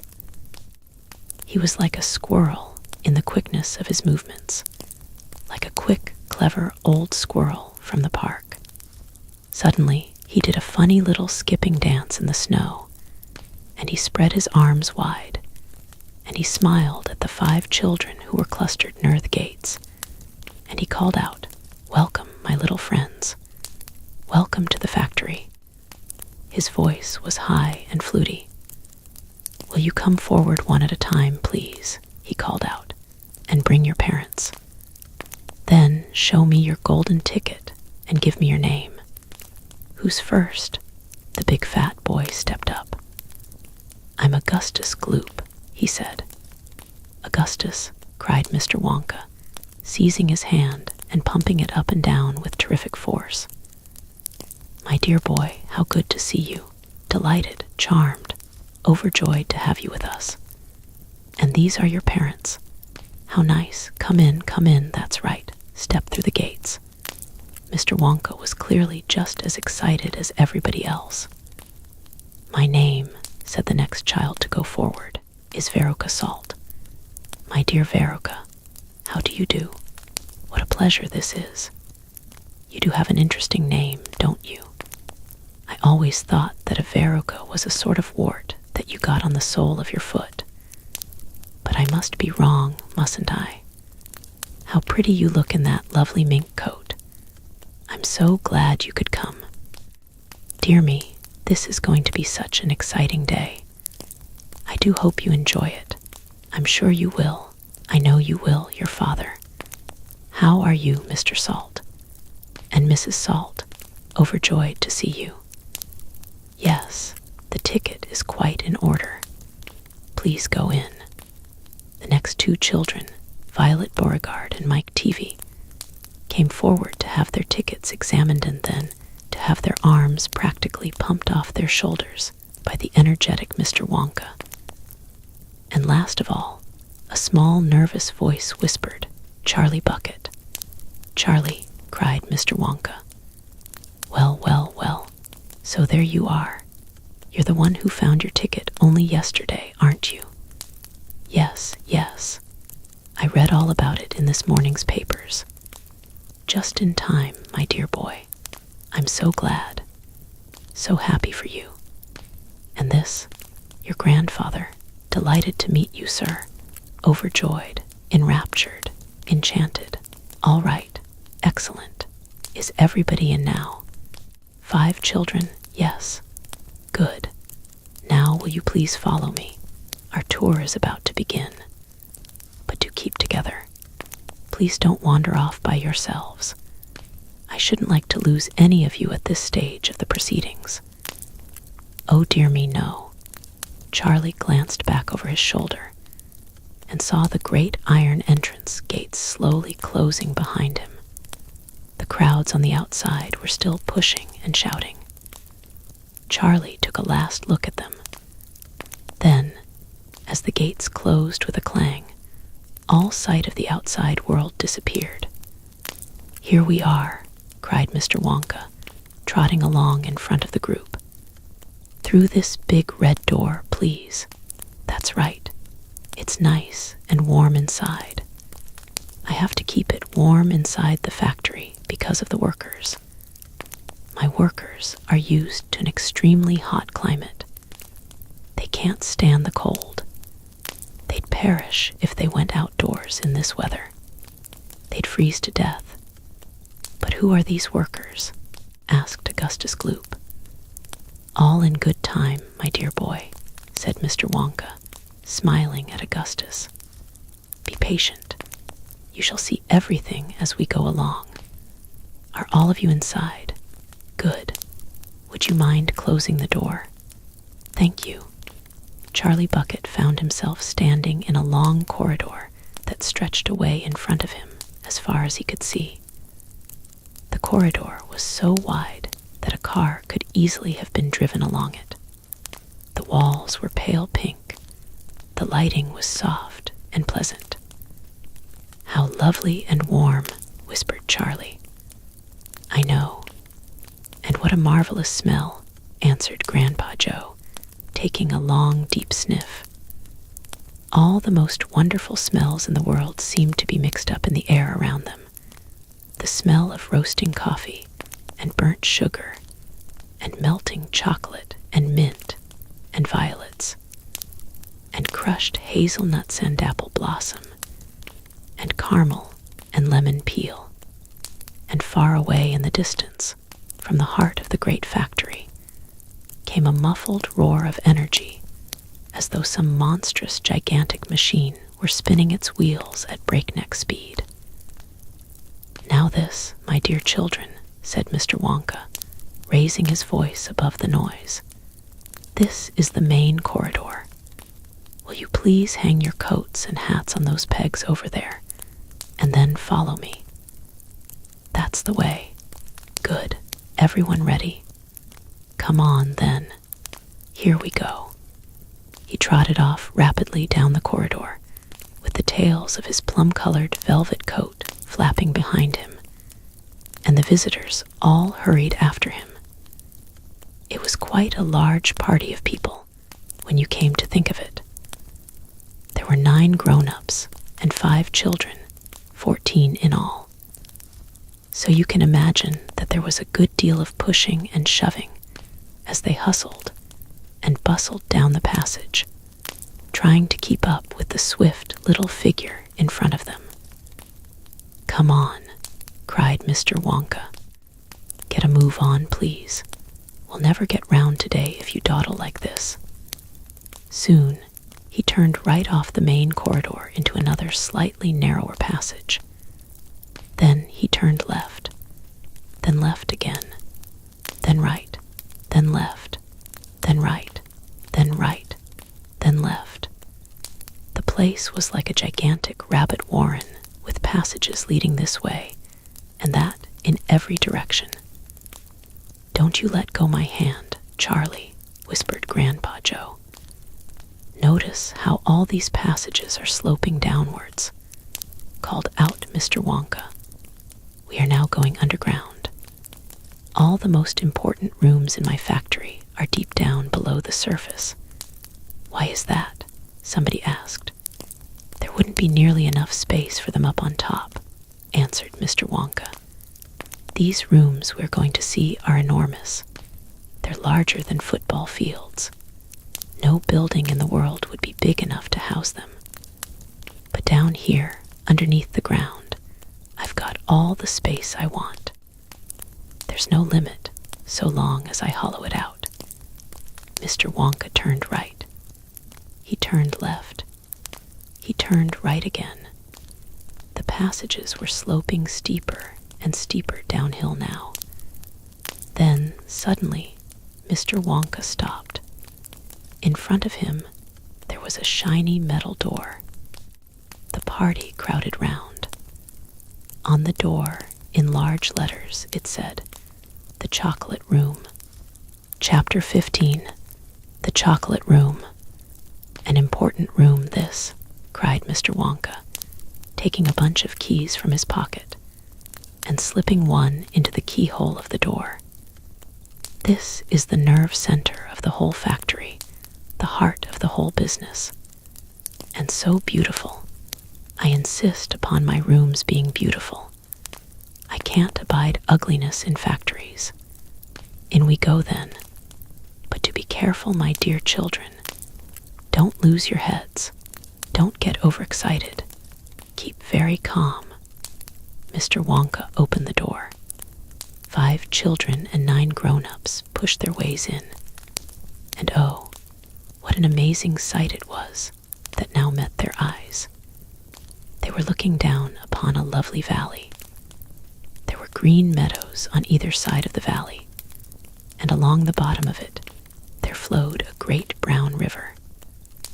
What is more, there was a tremendous waterfall halfway along the river, a steep cliff over which the water curled and rolled in a solid sheet, and then went crashing down into a boiling, churning whirlpool of froth and spray below the waterfall. And this was the most astonishing sight of all. A whole mass of enormous glass pipes were dangling down into the river from somewhere high up in the ceiling. They really were enormous, those pipes. There must have been a dozen of them at least, and they were sucking up the brownish, muddy water from the river end, carrying it away to goodness knows where. And because they were made of glass, you could see the liquid flowing and bubbling along inside them. And above the noise of the waterfall, you could hear the never-ending sucking sound of the pipes as they did their work. Graceful trees and bushes were growing along the riverbanks, weeping willows and alders and tall clumps of rhododendrons with their pink and red and mauve blossoms. In the meadows, there were thousands of buttercups. "There," cried Mr. Wonka, dancing up and down and pointing his gold-topped cane at the great brown river. "It's all chocolate. Every drop of that river is hot, melted chocolate of the finest quality. The very finest quality. There's enough chocolate in there to fill every bathtub in the entire country. And all the swimming pools as well. Isn't it terrific? And just look at my pipes. They suck up the chocolate and carry it away to all the other rooms in the factory where it is needed. Thousands of gallons an hour, my dear children. Thousands and thousands of gallons." The children and their parents were too flabbergasted to speak. They were staggered. They were dumbfounded. They were bewildered and dazzled. They were completely bowled over by the hugeness of the whole thing.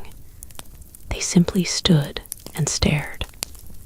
"The waterfall is most important," Mr. Wonka went on. "It mixes the chocolate. It churns it up. It pounds it and beats it.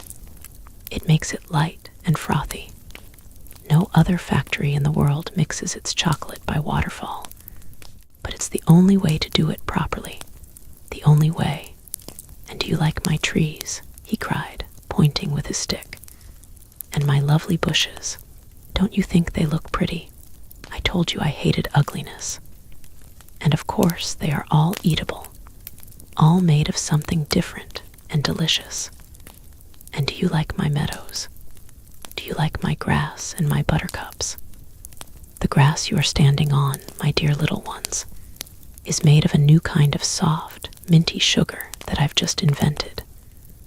I call it swudge. Try a blade. Please do, it's delectable." Automatically, everybody bent down and picked one blade of grass. Everybody, that is, except Augustus Gloop, who took a big handful. And Violet Beauregard, before tasting her blade of grass, took the piece of world record-breaking chewing gum out of her mouth and stuck it carefully behind her ear. "Isn't it wonderful?" whispered Charlie. "Hasn't it got a wonderful taste, Grandpa?" "I could eat the whole field," said Grandpa Joe, grinning with delight. "He could go around on all fours like a cow and eat every blade of grass in the field. Try a buttercup," cried Mr. Wonka. "They're even nicer." Suddenly, the air was filled with screams of excitement. The screams came from Veruca Salt. She was pointing frantically to the other side of the river. Look over there," she screamed. "What is it?" "He's moving. He's walking. It's a little person. It's a little man down there below the waterfall." Everybody stopped picking buttercups and stared across the river. "She's right, Grandpa," cried Charlie. "It is a little man. Can you see him?" "I see him, Charlie," said Grandpa Joe excitedly. And now everybody started shouting at once. "There's two of them. My gosh, so there is. There's more than two. There's 1, 2, 3, 4, 5. What are they doing? Where do they come from? Who are they?"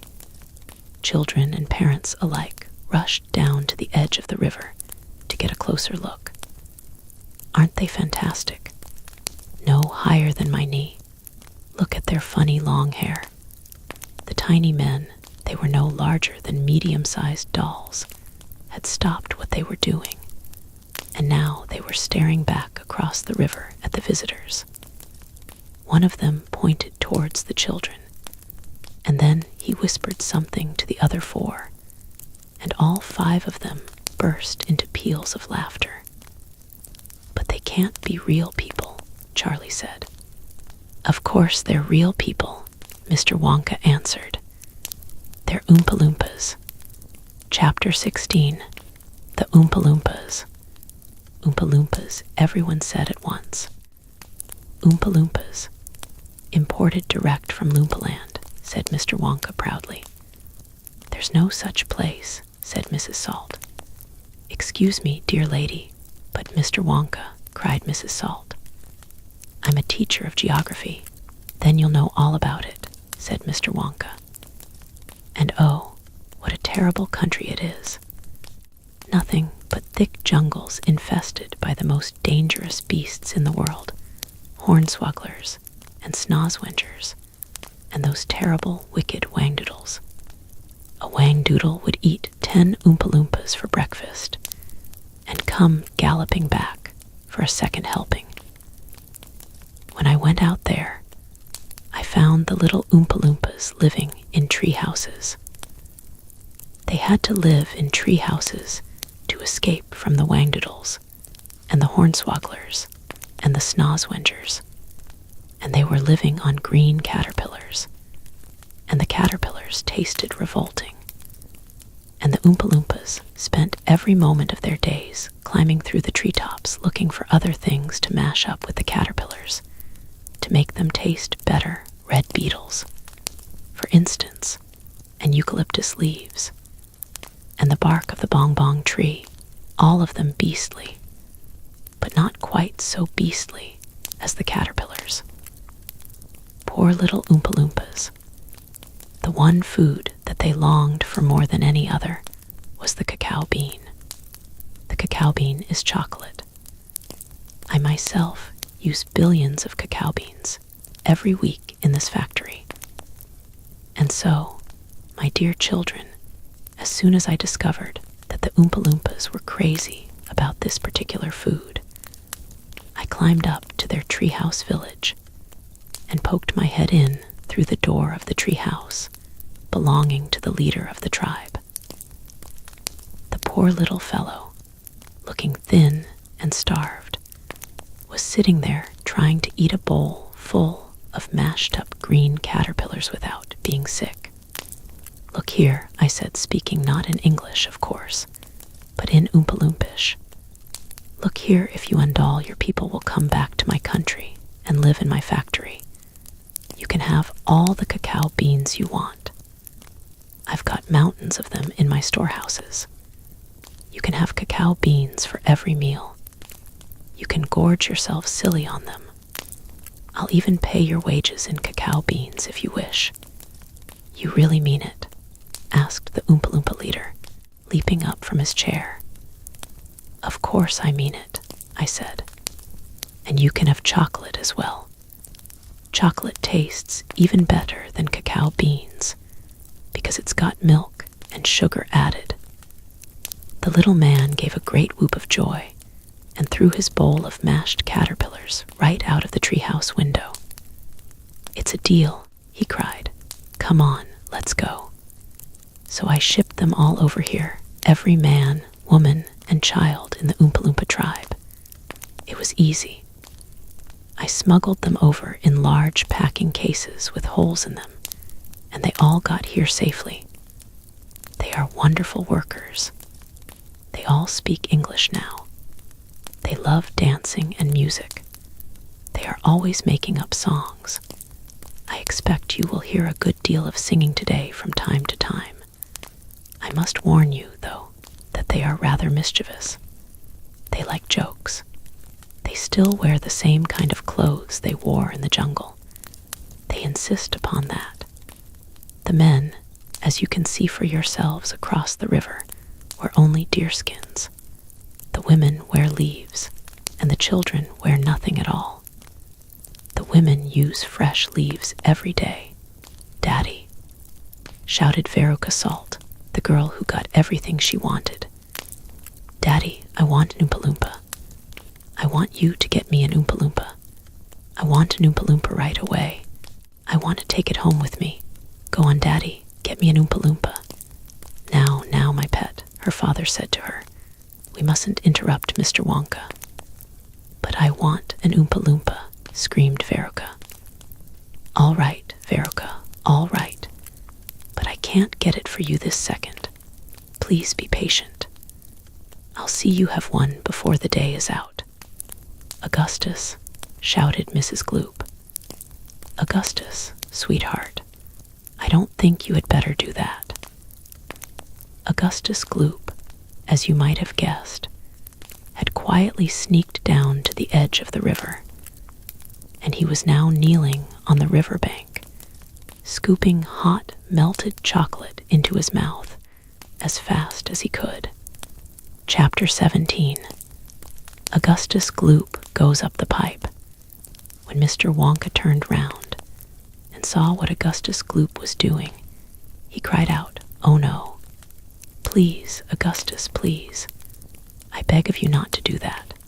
My chocolate must be untouched by human hands." "Augustus," called out Mrs. Gloop, "didn't you hear what the man said? Come away from that river at once." "This stuff is fabulous," said Augustus, taking not the slightest notice of his mother or Mr. Wonka. "Gosh, I need a bucket to drink it properly."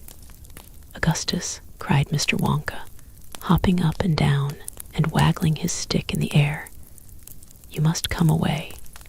You are dirtying my chocolate." "Augustus," cried Mrs. Gloop. "Augustus," cried Mr. Gloop. But Augustus was deaf to everything except the call of his enormous stomach. He was now lying full length on the ground with his head far out over the river, lapping up the chocolate like a dog. "Augustus," shouted Mrs. Gloop, "you'll be giving that nasty cold of yours to about 1,000,000 people all over the country." "Be careful, Augustus," shouted Mr. Gloop. "You're leaning too far out." Mr. Gloop was absolutely right. For suddenly there was a shriek and then a splash, and into the river went Augustus Gloop, and in 1 second he had disappeared under the brown surface. "Save him," screamed Mrs. Gloop, going white in the face and waving her umbrella about. "He'll drown. He can't swim a yard. Save him. Save him." "Good heavens, woman," said Mr. Gloop. "I'm not diving in there. I've got my best suit on."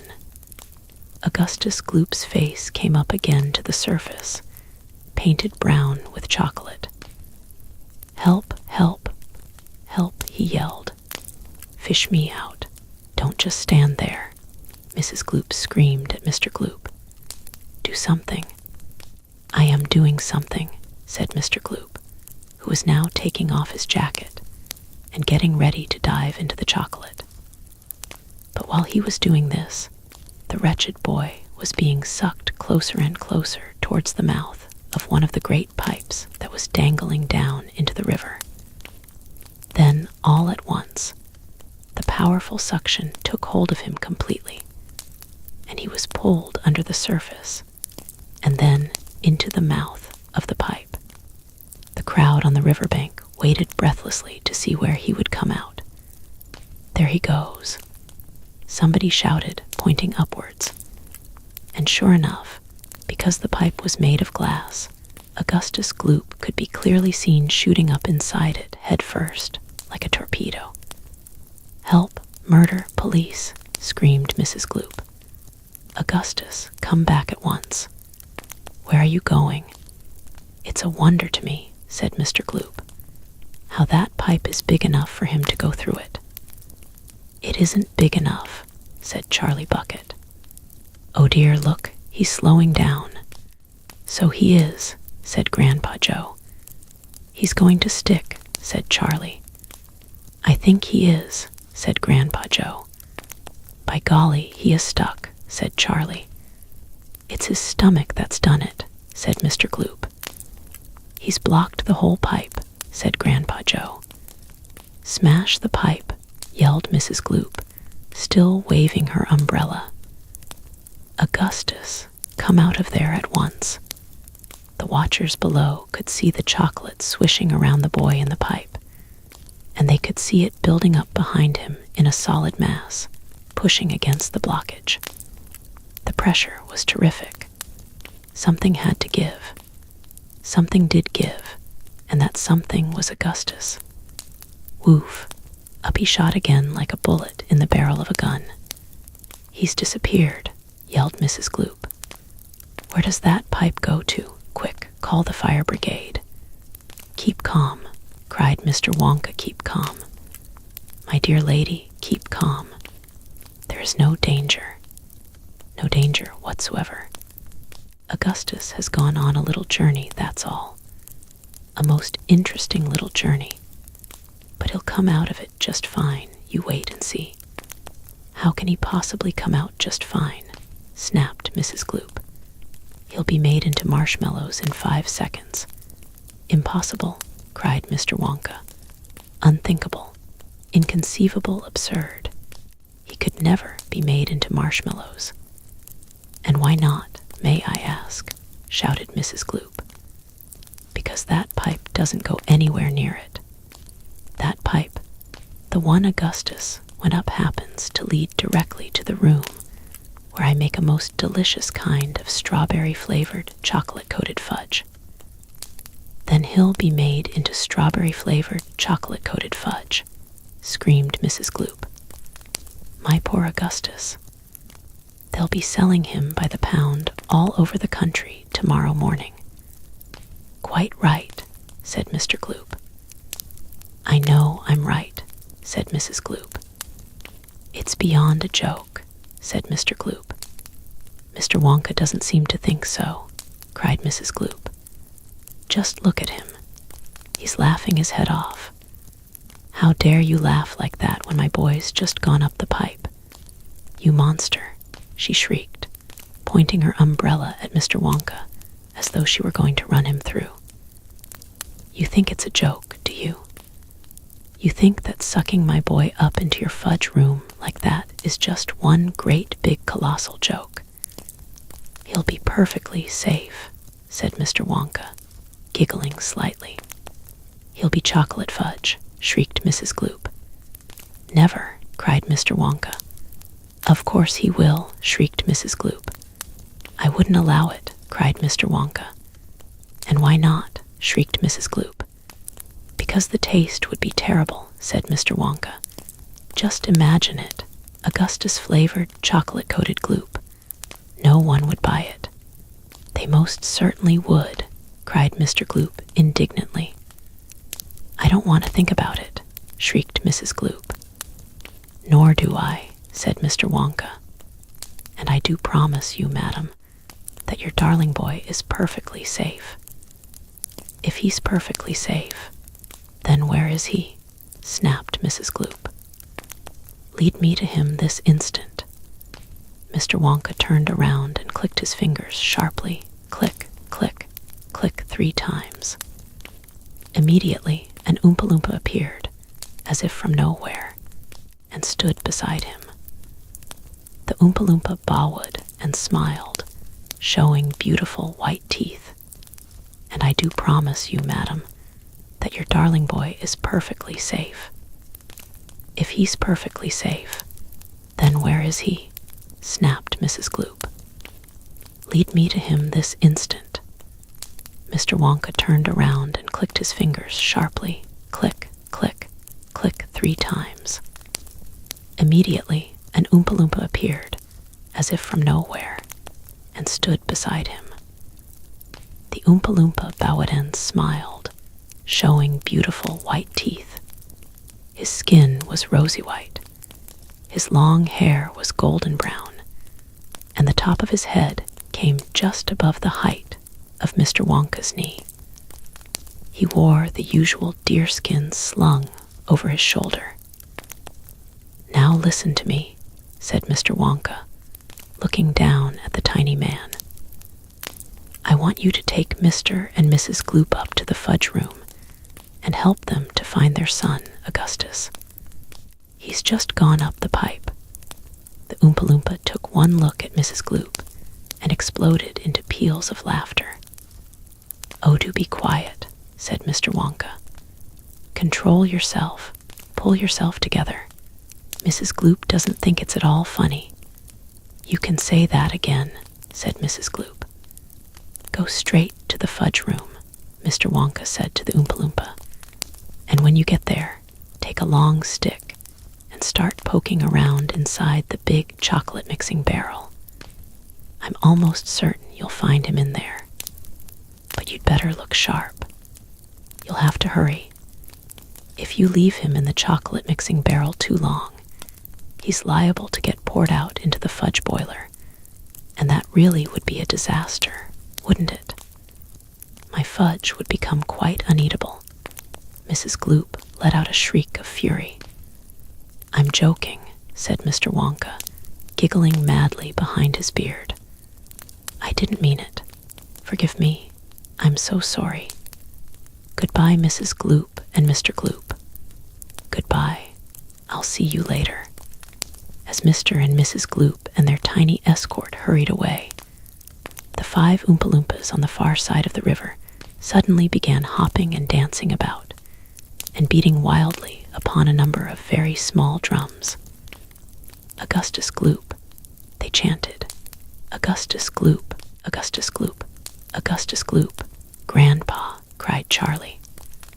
"Listen to them, Grandpa, what are they doing?" "Shh," whispered Grandpa Joe. "I think they're going to sing us a song." "Augustus Gloop," chanted the Oompa-Loompas. "Augustus Gloop, Augustus Gloop, the great big greedy nincompoop. How long could we allow this beast to gorge and guzzle, feed and feast on everything he wanted to? Great Scott, it simply wouldn't do.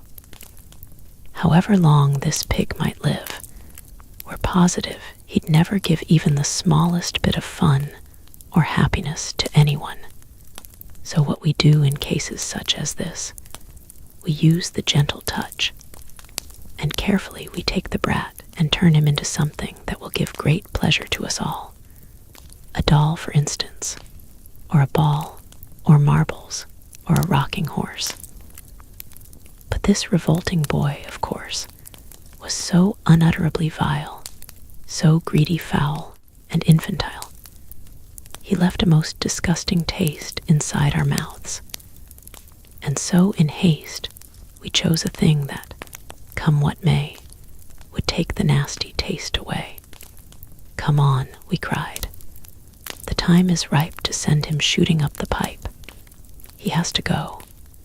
It has to be. And very soon, he's going to see inside the room to which he's gone some funny things are going on. But don't, dear children, be alarmed. Augustus Gloop will not be harmed. Although, of course, we must admit, he will be altered quite a bit. He'll be quite changed from what he's been when he goes through the fudge machine. Slowly, the wheels go round and round. The cogs begin to grind and pound. 100 knives go slice, slice, slice. We add some sugar, cream, and spice. We boil him for a minute more, until we're absolutely sure that all the greed and all the gall is boiled away for once and all. Then out he comes. And now, by grace, a miracle has taken place. This boy, who only just before was loathed by men from shore to shore, this greedy brute, this louse's ear, is loved by people everywhere. For who could hate or bear a grudge against a luscious bit of fudge? "I told you they loved singing," cried Mr. Wonka. "Aren't they delightful? Aren't they charming? But you mustn't believe a word they said. It's all nonsense, every bit of it." "Are the Oompa-Loompas really joking, Grandpa?" asked Charlie. "Of course they're joking," answered Grandpa Joe. "They must be joking. At least I hope they're joking, don't you?" Chapter 18. Down the Chocolate River. "Off we go," cried Mr. Wonka. "Hurry up, everybody. Follow me to the next room. And please don't worry about Augustus Gloop. He's bound to come out in the wash. They always do. We shall have to make the next part of the journey by boat. Here she comes. Look, a steamy mist was rising up now from the great warm chocolate river, and out of the mist there appeared suddenly a most fantastic pink boat. It was a large open row boat with a tall front and a tall back, like a Viking boat of old. And it was of such a shining, sparkling, glistening pink color that the whole thing looked as though it were made of bright, pink glass. There were many oars on either side of it, and as the boat came closer, the watchers on the riverbank could see that the oars were being pulled by masses of Oompa-Loompas, at least 10 of them to each oar. "This is my private yacht," cried Mr. Wonka, beaming with pleasure. "I made her by hollowing out an enormous boiled sweet. Isn't she beautiful? See how she comes cutting through the river." The gleaming pink boiled sweet boat glided up to the riverbank. 100 Oompa-Loompas rested on their oars and stared up at the visitors. Then, suddenly, for some reason best known to themselves, they all burst into shrieks of laughter. "What's so funny?" asked Violet Beauregard. "Oh, don't worry about them," cried Mr. Wonka. "They're always laughing. They think everything's a colossal joke. Jump into the boat, all of you. Come on, hurry up." As soon as everyone was safely in, the Oompa-Loompas pushed the boat away from the bank and began to row swiftly downriver. "Hey there, Mike Teavee," shouted Mr. Wonka. "Please do not lick the boat with your tongue. It'll only make it sticky." "Daddy," said Veruca Salt, "I want a boat like this. I want you to buy me a big pink boiled sweet boat, exactly like Mr. Wonka's. And I want lots of Oompa-Loompas to row me about. And I want a chocolate river. And I want. She wants a good kick in the pants," whispered Grandpa Joe to Charlie. The old man was sitting in the back of the boat, and little Charlie Bucket was right beside him. Charlie was holding tightly on to his grandfather's bony old hand. He was in a whirl of excitement. Everything that he had seen so far, the great chocolate river, the waterfall, the huge sucking pipes, the minty sugar meadows, the Oompa-Loompas, the beautiful pink boat, and most of all, Mr. Willy Wonka himself, had been so astonishing that he began to wonder whether there could possibly be any more astonishments left. Where were they going now? What were they going to see? And what in the world was going to happen in the next room? "Isn't it marvelous?" said Grandpa Joe, grinning at Charlie. Charlie nodded and smiled up at the old man. Suddenly, Mr. Wonka, who was sitting on Charlie's other side, reached down into the bottom of the boat, picked up a large mug, dipped it into the river, filled it with chocolate, and handed it to Charlie. "Drink this," he said. "It'll do you good. You look starved to death." Then Mr. Wonka filled a second mug and gave it to Grandpa Joe. "You too," he said. "You look like a skeleton. What's the matter? Hasn't there been anything to eat in your house lately?" "Not much," said Grandpa Joe. Charlie put the mug to his lips, and as the rich, warm, creamy chocolate ran down his throat into his empty tummy, his whole body from head to toe began to tingle with pleasure, and a feeling of intense happiness spread over him. "You like it?" asked Mr. Wonka. "Oh, it's wonderful," Charlie said. "The creamiest, loveliest chocolate I've ever tasted," said Grandpa Joe, smacking his lips. "That's because it's been mixed by waterfall," Mr. Wonka told him. The boat sped on down the river. The river was getting narrower. There was was some kind of a dark tunnel ahead, a great round tunnel that looked like an enormous pipe, and the river was running right into the tunnel. And so was the boat. "Row on," shouted Mr. Wonka, jumping up and waving his stick in the air. Full speed ahead, and with the Oompa-Loompas rowing faster than ever, the boat shot into the pitch-dark tunnel, and all the passengers screamed with excitement. There's no earthly way of knowing which direction they are going. There's no knowing where they're rowing, or which way the river's flowing. Not a speck of light is showing, so the danger must be growing, for the rowers keep on rowing, and they're certainly not showing any signs that they are slowing. "He's gone off his rocker," shouted one of the fathers aghast, and the other parents joined in the chorus of frightened shouting. "He's crazy," they shouted. "He's balmy, he's nutty, he's screwy, he's batty, he's dippy, he's dotty, he's daffy, he's goofy, he's bunny, he's buggy, he's wacky, he's loony." "No, he is not," said Grandpa Joe. "Switch on the lights," shouted Mr. Wonka. And suddenly, on came the lights, and the whole tunnel was brilliantly lit up, and Charlie could see that they were indeed inside a gigantic pipe, and the great upward curving walls of the pipe were pure white and spotlessly clean. The river of chocolate was flowing very fast inside the pipe, and the Oompa-Loompas were all rowing like mad, and the boat was rocketing along at a furious pace.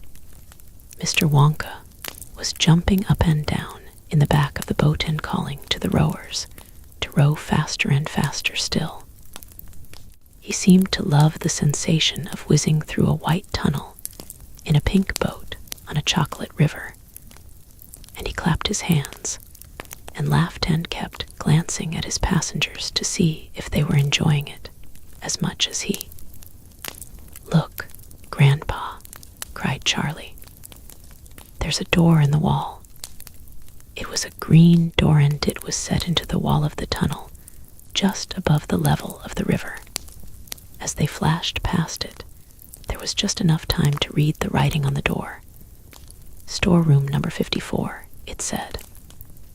All the creams, dairy cream, whipped cream, violet cream, coffee cream, pineapple cream, vanilla cream, and hair cream." "Hair cream," cried Mike Teavee. "You don't use hair cream." "Row on," shouted Mr. Wonka. There's no time to answer silly questions. They streaked past a black door. "Store number 71, it said on it. Whips, all shapes and sizes." "Whips," cried Veruca Salt. "What on earth do you use whips for?" "For whipping cream, of course," said Mr. Wonka. "How can you whip cream without whips?" "Whipped cream isn't whipped cream at all, unless it's been whipped with whips. Just as a poached egg isn't a poached egg, unless it's been stolen from the woods in the dead of night.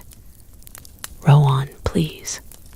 They passed a yellow door on which it said, "Store number 77. All the beans, cacao beans, coffee beans, jelly beans, and has beans."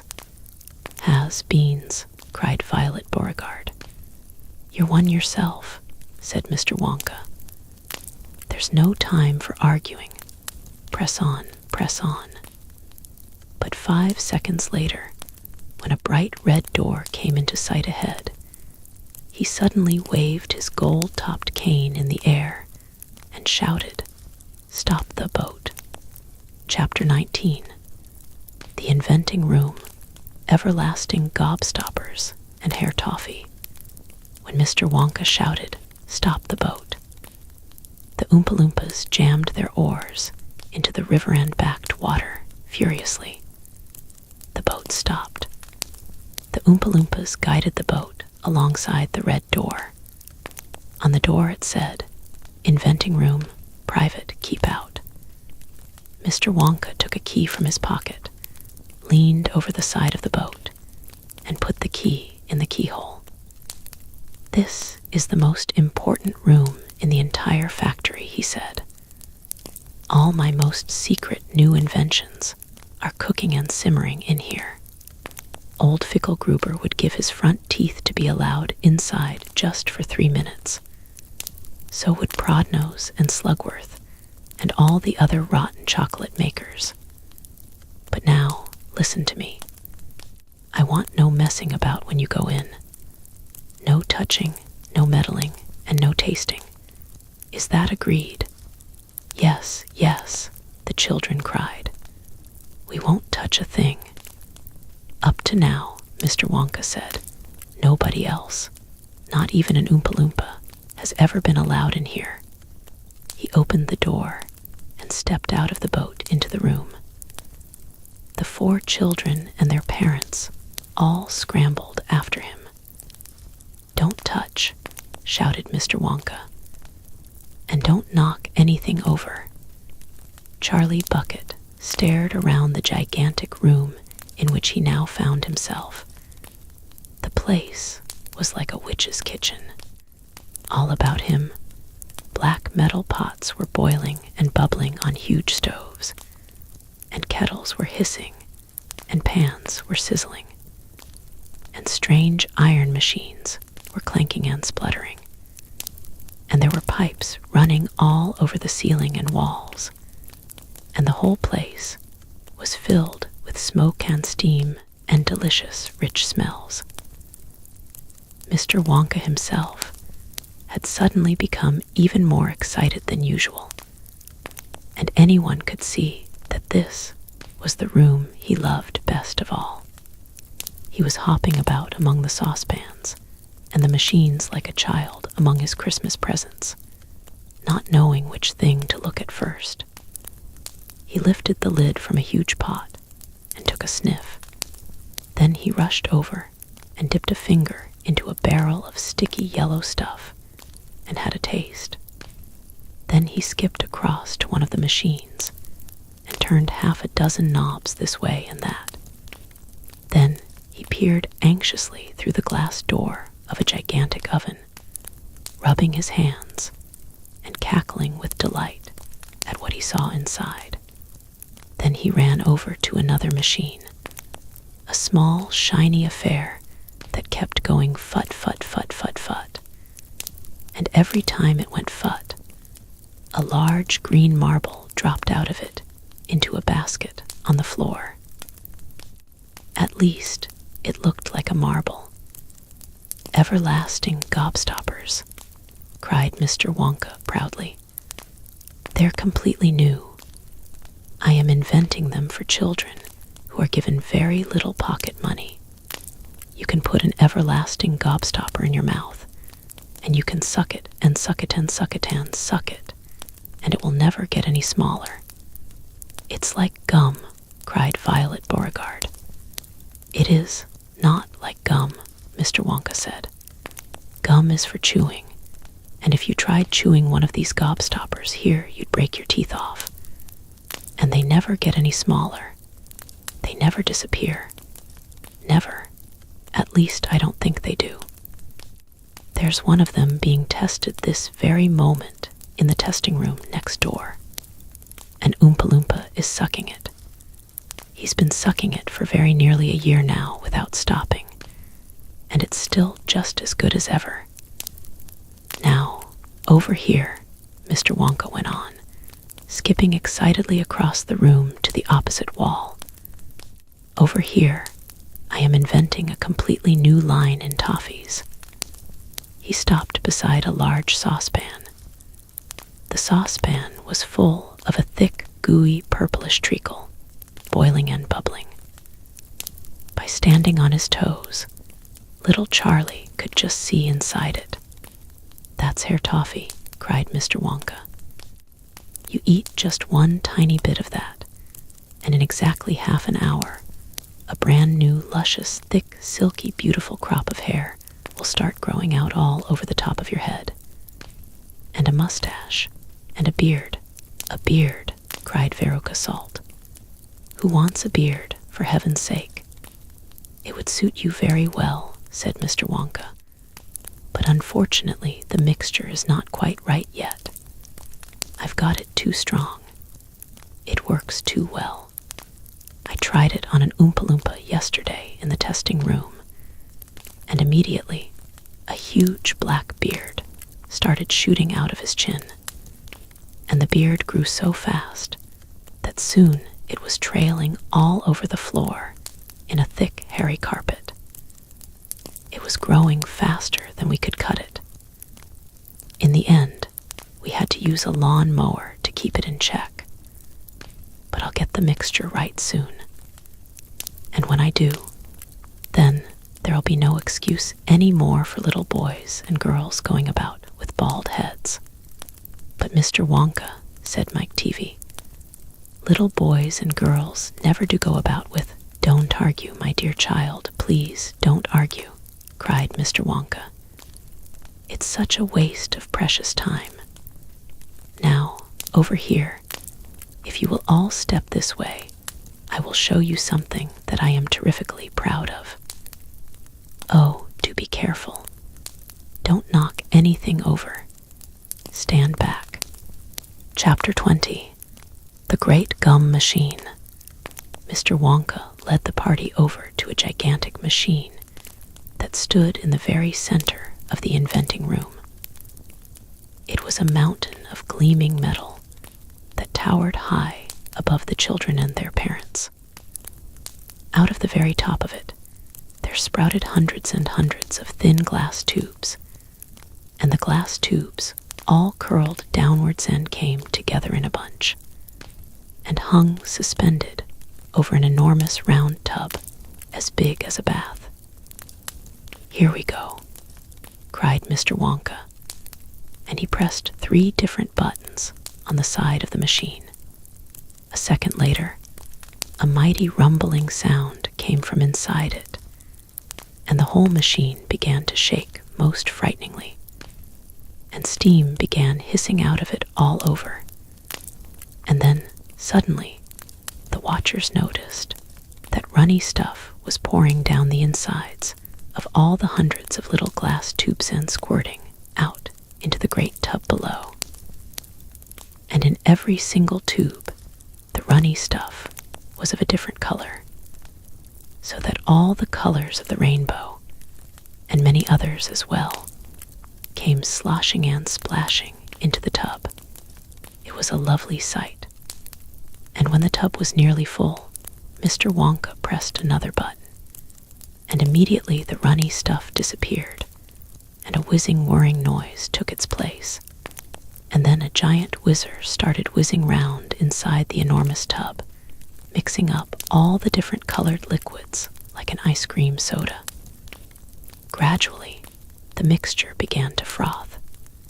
It became frothier and frothier, and it turned from blue to white to green to brown to yellow, then back to blue again. "Watch," said Mr. Wonka. Click went the machine, and the whizzer stopped whizzing. And now there came a sort of sucking noise, and very quickly all the blue frothy mixture in the huge basin was sucked back into the stomach of the machine. There was a moment of silence. Then a few queer rumblings were heard. Then silence again. Then suddenly the machine let out a monstrous mighty groan, and at the same moment a tiny drawer, no bigger than the drawer in a slot machine, popped out of the side of the machine, and in the drawer there lay something so small and thin and gray that everyone thought it must be a mistake. The thing looked like a little strip of gray cardboard. The children and their parents stared at the little gray strip lying in the drawer. "You mean that's all?" said Mike Teavee, disgusted. "That's all," answered Mr. Wonka, gazing proudly at the result. "Don't you know what it is?" There was a pause. Then suddenly Violet Beauregard, the silly gum-chewing girl, let out a yell of excitement. "By gum, it's gum," she shrieked. "It's a stick of chewing gum." "Right you are," cried Mr. Wonka, slapping Violet hard on the back. "It's a stick of gum. It's a stick of the most amazing and fabulous and sensational gum in the world." Chapter 21. Goodbye, Violet. "This gum," Mr. Wonka went on, "is my latest, my greatest, my most fascinating invention. It's a chewing gum meal. It's that tiny little strip of gum lying there is a whole 3-course dinner all by itself." "What sort of nonsense is this?" said one of the fathers. "My dear sir," cried Mr. Wonka, "when I start selling this gum in the shops, it will change everything. It will be the end of all kitchens and all cooking. There will be no more shopping to do, no more buying of meat and groceries. There'll be no knives and forks at mealtimes, no plates, no washing up, no rubbish, no mess. Just a little strip of Wonka's magic chewing gum, and that's all you'll ever need at breakfast, lunch, and supper. This piece of gum I've just made happens to be tomato soup, roast beef, and blueberry pie, but you can have almost anything you want." "What do you mean?" "It's tomato soup, roast beef, and blueberry pie," said Violet Beauregard. "If you were to start chewing it," said Mr. Wonka, "then that is exactly what you would get on the menu. It's absolutely amazing. You can actually feel the food going down your throat and into your tummy. And you can taste it perfectly. And it fills you up. It satisfies you. It's terrific." "It's utterly impossible," said Veruca Salt. "Just so long as it's gum," shouted Violet Beauregard. "Just so long as it's a piece of gum and I can chew it, then that's for me." And quickly, she took her own world record piece of chewing gum out of her mouth and stuck it behind her left ear. "Come on, Mr. Wonka," she said. "Hand over this magic gum of yours, and we'll see if the thing works." "Now, Violet," said Mrs. Beauregard, her mother, "let's not do anything silly." "I want the gum," Violet said obstinately. "What's so silly?" "I would rather you didn't take it," Mr. Wonka told her gently. "You see, I haven't got it quite right yet. There are still 1 or 2 things." "Oh, to blazes with that," said Violet. And suddenly, before Mr. Wonka could stop her, she shot out a fat hand and grabbed the stick of gum out of the little drawer and popped it into her mouth. At once, her huge, well-trained jaws started chewing away on it like a pair of tongs. "Don't," said Mr. Wonka. "Fabulous," shouted Violet. "It's tomato soup. It's hot and creamy and delicious. I can feel it running down my throat." "Stop," said Mr. Wonka. "The gum isn't ready yet. It's not right." "Of course it's right," said Violet. "It's working beautifully. Oh my, what lovely soup this is." "Spit it out," said Mr. Wonka. "It's changing," shouted Violet, chewing and grinning both at the same time. "The second course is coming up. It's roast beef. It's tender and juicy.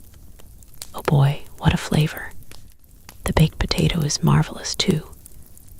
It's got a crispy skin and it's all filled with butter inside." "But how interesting, Violet," said Mrs. Beauregard. "You are a clever girl." "Keep chewing, baby," said Mr. Beauregard. "Keep right on chewing. This is a great day for the Beauregards. Our little girl is the first person in the world to have a chewing gum meal." Everybody was watching Violet Beauregard as she stood there chewing this extraordinary gum. Little Charlie Bucket was staring at her absolutely spellbound, watching her huge rubbery lips as they pressed and unpressed with the chewing. And Grandpa Joe stood beside him, gaping at the girl. Mr. Wonka was wringing his hands and saying, "No, no, no, no, no. It isn't ready for eating. It isn't right. You mustn't do it." "Blueberry pie and cream," shouted Violet. "Here it comes. Oh my, it's perfect. It's beautiful. It's exactly as though I'm swallowing it. It's as though I'm chewing and swallowing great big spoonfuls of the most marvelous blueberry pie in the world." "Good heavens, girl," shrieked Mrs. Beauregard suddenly, staring at Violet. "What's happening to your nose?" "Oh, be quiet, Mother, and let me finish," said Violet. "It's turning blue," screamed Mrs. Beauregard. "Your nose is turning blue as a blueberry." "Your mother is right," shouted Mr. Beauregard. "Your whole nose has gone purple." "What do you mean?" said Violet, still chewing away. "Your cheeks," screamed Mrs. Beauregard. "They're turning blue as well. So is your chin. Your whole face is turning blue. Spit that gum out at once," ordered Mr. Beauregard. "Mercy, save us," yelled Mrs. Beauregard. "The girl's going blue and purple all over. Even her hair is changing color. Violet, you're turning violet. Violet, what is happening to you?" "I told you I hadn't got it quite right," sighed Mr. Wonka, shaking his head sadly. "I'll say you haven't," cried Mrs. Beauregard. "Just look at the girl now." Everybody was staring at Violet. And what a terrible, peculiar sight she was. Her face and hands and legs and neck, in fact the skin all over her body, as well as her great big mop of curly hair, had turned a brilliant, purplish blue, the color of blueberry juice. "It always goes wrong when we come to the dessert," sighed Mr. Wonka. "It's the blueberry pie that does it. But I'll get it right one day. You wait and see." "Violet," screamed Mrs. Beauregard, "you're swelling up." "I feel sick," Violet said. "You're swelling up," screamed Mrs. Beauregard again. "I feel most peculiar," gasped Violet. "I'm not surprised," said Mr. Beauregard. "Great heavens, girl," screeched Mrs. Beauregard. "You're blowing up like a balloon." "Like a blueberry," said Mr. Wonka. "Call a doctor," shouted Mr. Beauregard. "Prick her with a pin," said one of the other fathers. "Save her," cried Mrs. Beauregard, wringing her hands. But there was no saving her now. Her body was swelling up and changing shape at such a rate that within a minute it had turned into nothing less than an enormous round blue ball, a gigantic blueberry, in fact. And all that remained of Violet Beauregard herself was a tiny pair of legs and a tiny pair of arms sticking out of the great round fruit and little head on top. "It always happens like that," sighed Mr. Wonka. "I've tried it 20 times in the testing room on 20 Oompa-Loompas, and every one of them finished up as a blueberry. It's most annoying. I just can't understand it. But I don't want a blueberry for a daughter," yelled Mrs. Beauregard. "Put her back to what she was this instant." Mr. Wonka clicked his fingers, and 10 Oompa-Loompas appeared immediately at his side. "Roll Miss Beauregard into the boat," he said to them, "and take her along to the juicing room at once." "The juicing room?" cried Mrs. Beauregard. "What are they going to do to her there?" "Squeeze her," said Mr. Wonka. "We've got to squeeze the juice out of her immediately. After that, we'll just have to see how she comes out. But don't worry, my dear Mrs. Beauregard. We'll get her repaired if it's the last thing we do. I am sorry about it all, I really am." Already the 10 Oompa-Loompas were rolling the enormous blueberry across the floor of the inventing room towards the door that led to the chocolate river where the boat was waiting. Mr. and Mrs. Beauregard hurried after them. The rest of the party, including little Charlie Bucket and Grandpa Joe, stood absolutely still and watched them go. "Listen," whispered Charlie. "Listen, Grandpa. The Oompa-Loompas in the boat outside are starting to sing." The voices, 100 of them singing together, came loud and clear into the room. "Dear friends, we surely all agree there's almost nothing worse to see than some repulsive little bum who's always chewing gum. It's very near as bad as those who sit around and pick the nose. So please believe us when we say that chewing gum will never pay. This sticky habit's bound to send the chewer to a sticky end. Did any of you ever know a person called Miss Bigelow? This dreadful woman saw no wrong in chewing all day long. She chewed while bathing in the tub. She chewed while dancing at her club. She chewed in church and on the bus. It really was quite ludicrous. And when she couldn't find her gum, she'd chew up the linoleum, or anything that happened near a pair of boots, the postman's ear, or other people's underclothes. And once she chewed her boyfriend's nose. She went on chewing till at last her chewing muscles grew so vast that from her face her giant chin stuck out just like a violin. For years and years she chewed away, consuming 50 bits a day, until one summer's eve, alas, a horrid business came to pass. Miss Bigelow went late to bed. For half an hour she lay and read, chewing and chewing all the while like some great clockwork crocodile. At last, she put her gum away upon a special little tray and settled back and went to sleep. She managed this by counting sheep. But now, how strange. Although she slept, those massive jaws of hers still kept on chewing through the night, even with nothing there to bite. They were, you see, in such a groove they positively had to move, and very grim it was to hear in pitchy darkness, loud and clear, this sleeping woman's great big trap opening and shutting. Snap, snap, snap, faster and faster, chop, chop, chop, the noise went on. It wouldn't stop.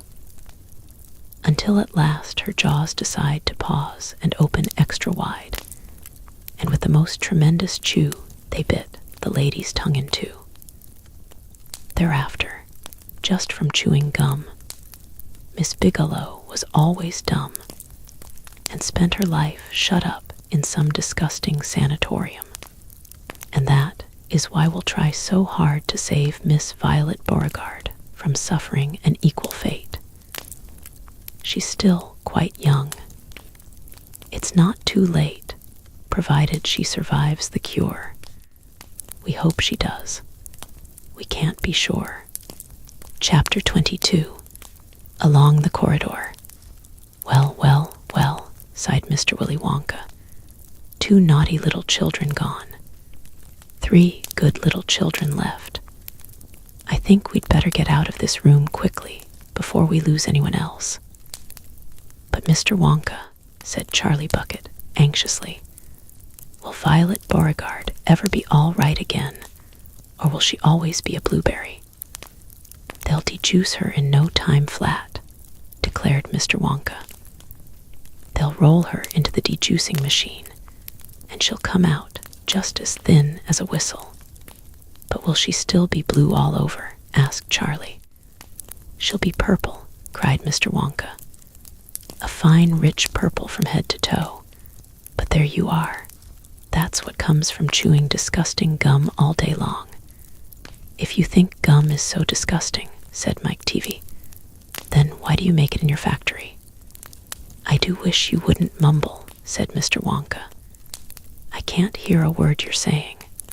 Come on. Off we go, hurry up. Follow me. we're going into the corridors again." And so saying, Mr. Wonka scuttled across to the far end of the inventing room and went out through a small secret door hidden behind a lot of pipes and stoves. The 3 remaining children, Veruca Salt, Mike Teavee, and Charlie Bucket, together with the 5 remaining grown-ups, followed after him. Charlie Bucket saw that they were now back in one of those long pink corridors, with many other pink corridors leading out of it. Mr. Wonka was rushing along in front, turning left and right and right and left, and Grandpa Joe was saying, "Keep a good hold of my hand, Charlie. It would be terrible to get lost in here." Mr. Wonka was saying, "No time for any more messing about. We'll never get anywhere at the rate we've been going." And on he rushed, down the endless pink corridors, with his black top hat perched on the top of his head and his plum-colored velvet coat-tails flying out behind him like a flag in the wind. They passed a door in the wall. "No time to go in," shouted Mr. Wonka. "Press on, press on." They passed another door, then another and another. There were doors every 20 paces or so along the corridor now, and they all had something written on them, and strange clanking noises were coming from behind several of them, and delicious smells came wafting through the keyholes, and sometimes little jets of colored steam shot out from the cracks underneath.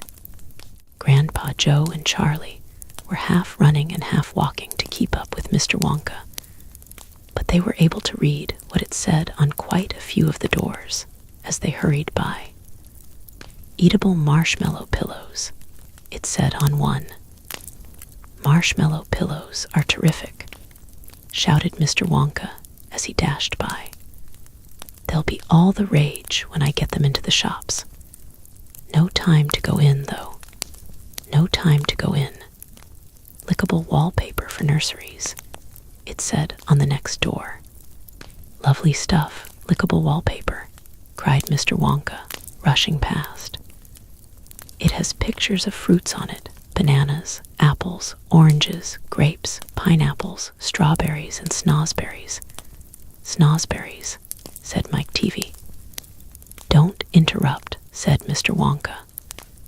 "The wallpaper has pictures of all these fruits printed on it, and when you lick the picture of a banana, it tastes of banana.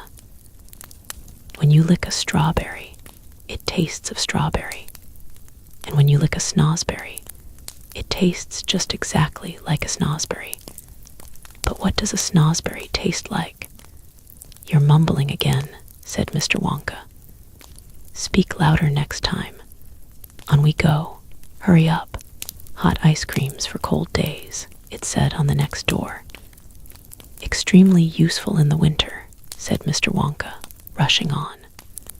"Hot ice cream warms you up no end in freezing weather.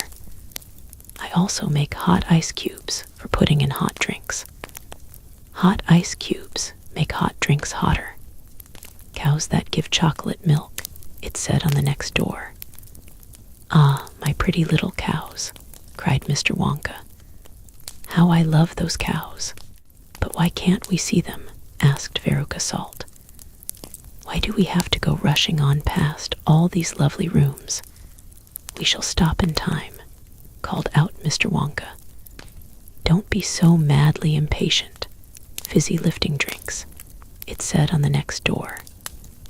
"Oh, those are fabulous," cried Mr. Wonka. "They fill you with bubbles, and the bubbles are full of a special kind of gas. And this gas is so terrifically lifting that it lifts you right off the ground just like a balloon.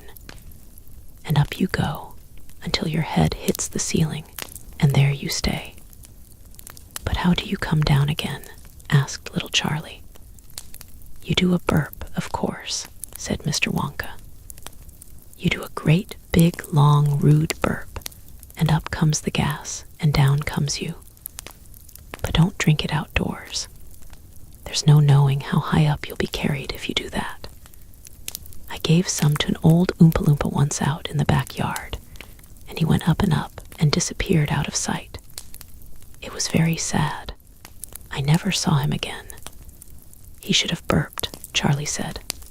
Of course he should have burped, said Mr. Wonka. I stood there shouting, burp, you silly ass, burp, or you'll never come down again. But he didn't, or couldn't, or wouldn't. I don't know which. Maybe he was too polite.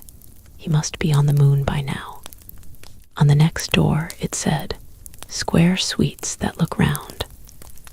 Wait, cried Mr. Wonka, skidding suddenly to a halt. I am very proud of my square sweets that look round. Let's take a peek. Chapter 23. Square Sweets That Look Round. Everybody stopped and crowded to the door. The top half of the door was made of glass. Grandpa Joe lifted Charlie up so that he could get a better view, and looking in, Charlie saw a long table, and on the table there were rows and rows of small white square-shaped sweets. The sweets looked very much like square sugar lumps, except that each of them had a funny little pink face painted on one side. At the end of the table, a number of Oompa-Loompas were busily painting more faces on more sweets. There you are, cried Mr. Wonka. Square sweets that look round. They don't look round to me, said Mike Teavee. They look square, said Veruca Salt. They look completely square. But they are square, said Mr. Wonka. I never said they were. You said they were round, said Veruca Salt. I never said anything of the sort, said Mr. Wonka. I said they looked round. But they don't look round, said Veruca Salt. They look square. They look round, insisted Mr. Wonka. They most certainly do not look round, cried Veruca Salt. Veruca, darling, said Mrs. Salt. Pay no attention to Mr. Wonka. He's lying to you. My dear old fish, said Mr. Wonka, go and boil your head. How dare you speak to me like that? Shouted Mrs. Salt. Oh, do shut up, said Mr. Wonka. Now watch this. He took a key from his pocket and unlocked the door and flung it open, and suddenly, at the sound of the door opening, all the rows of little square sweets looked quickly round to see who was coming in. The tiny faces actually turned towards the door and stared at Mr. Wonka.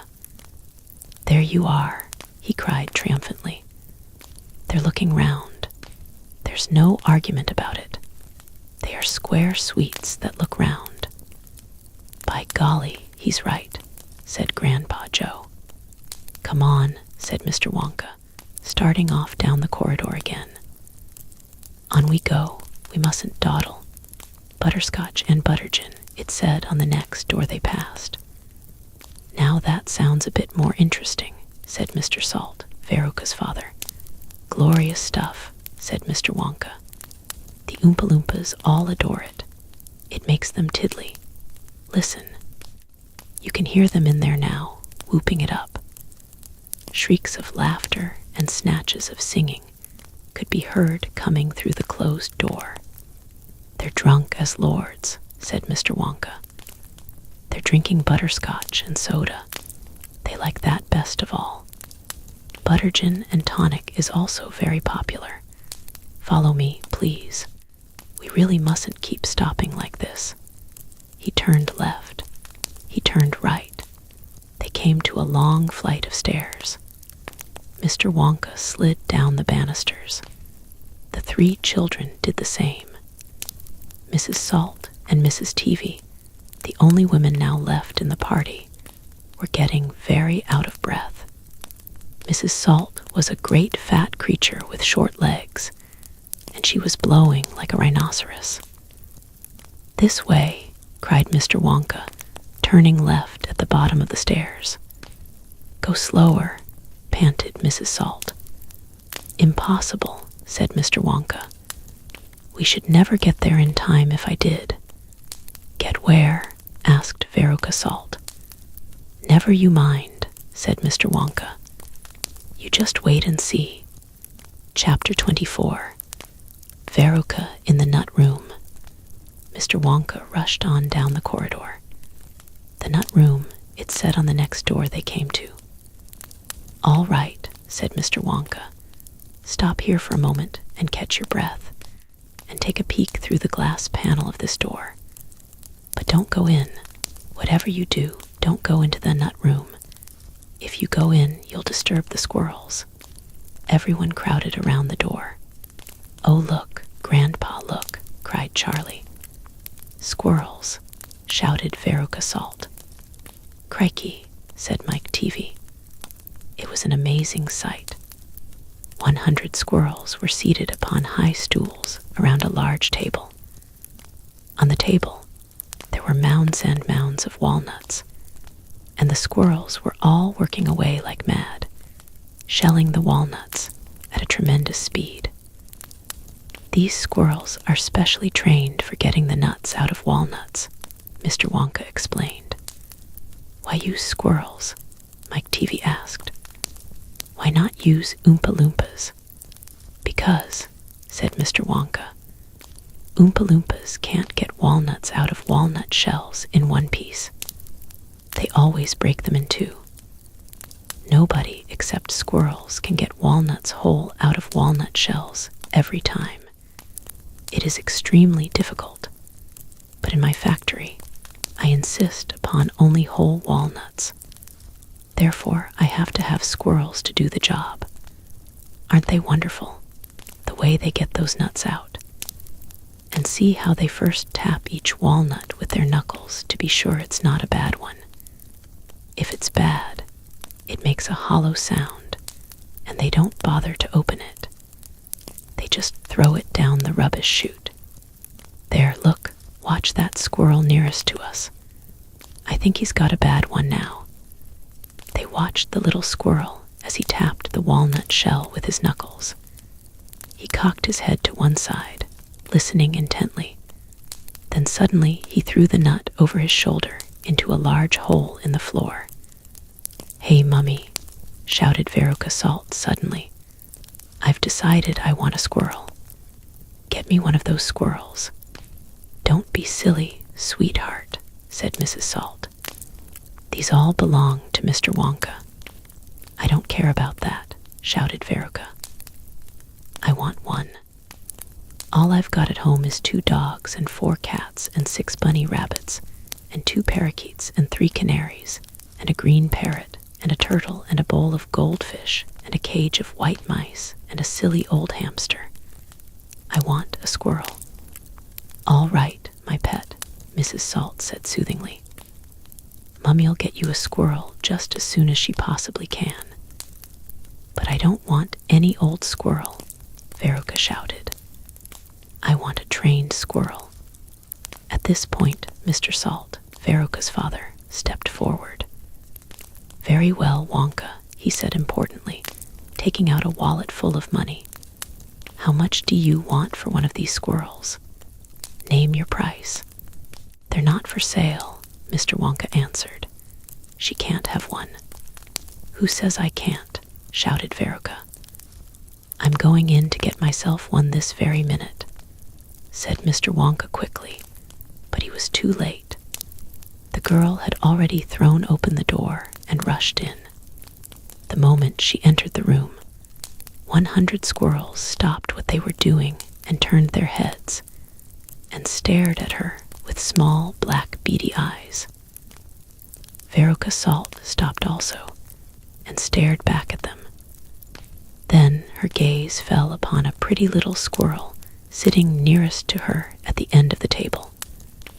The squirrel was holding a walnut in its paws. All right, Veruca said. I'll have you.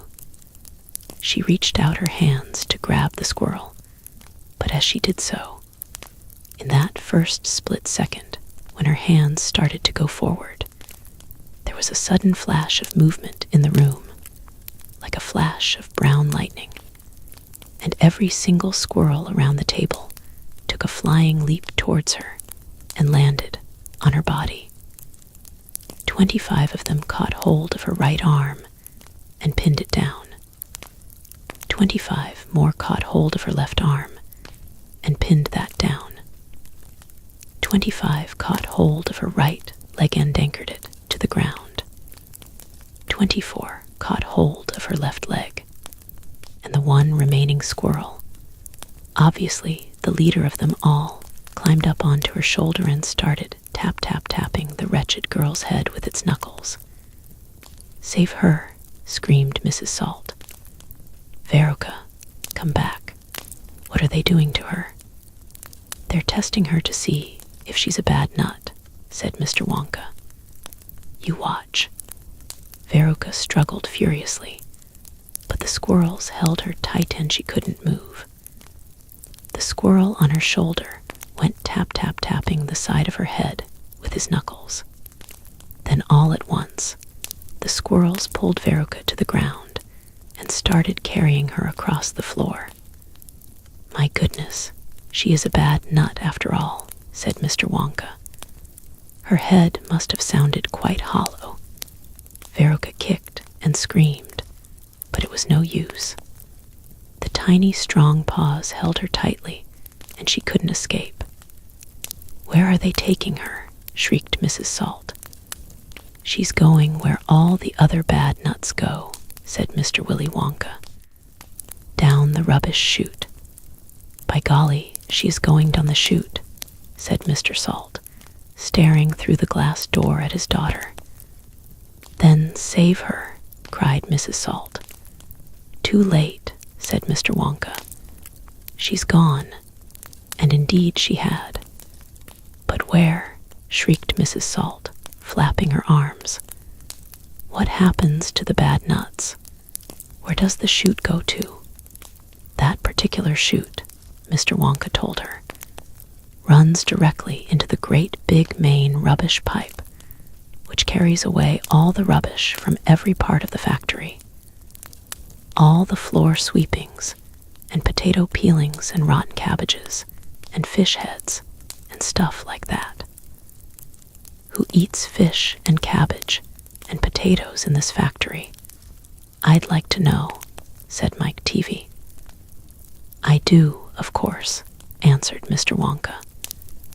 "You don't think I live on cacao beans, do you?" But, shrieked Mrs. Salt. "Where does the great big pipe go to in the end?" "Why, to the furnace, of course," Mr. Wonka said calmly. "To the incinerator." Mrs. Salt opened her huge red mouth and started to scream. "Don't worry," said Mr. Wonka. "There's always a chance that they've decided not to light it today." "A chance," yelled Mrs. Salt. "My darling Veruca. She'll be sizzled like a sausage."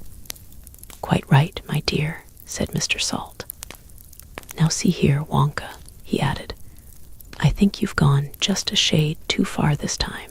I do indeed. My daughter may be a bit of a frump. I don't mind admitting it, but that doesn't mean you can roast her to a crisp. I'll have you know I'm extremely cross about this. I really am." "Oh, don't be cross, my dear sir," said Mr. Wonka. "I expect she'll turn up again sooner or later. She may not even have gone down at all. She may be stuck in the chute just below the entrance hole. And if that's the case, all you'll have to do is go in and pull her up again."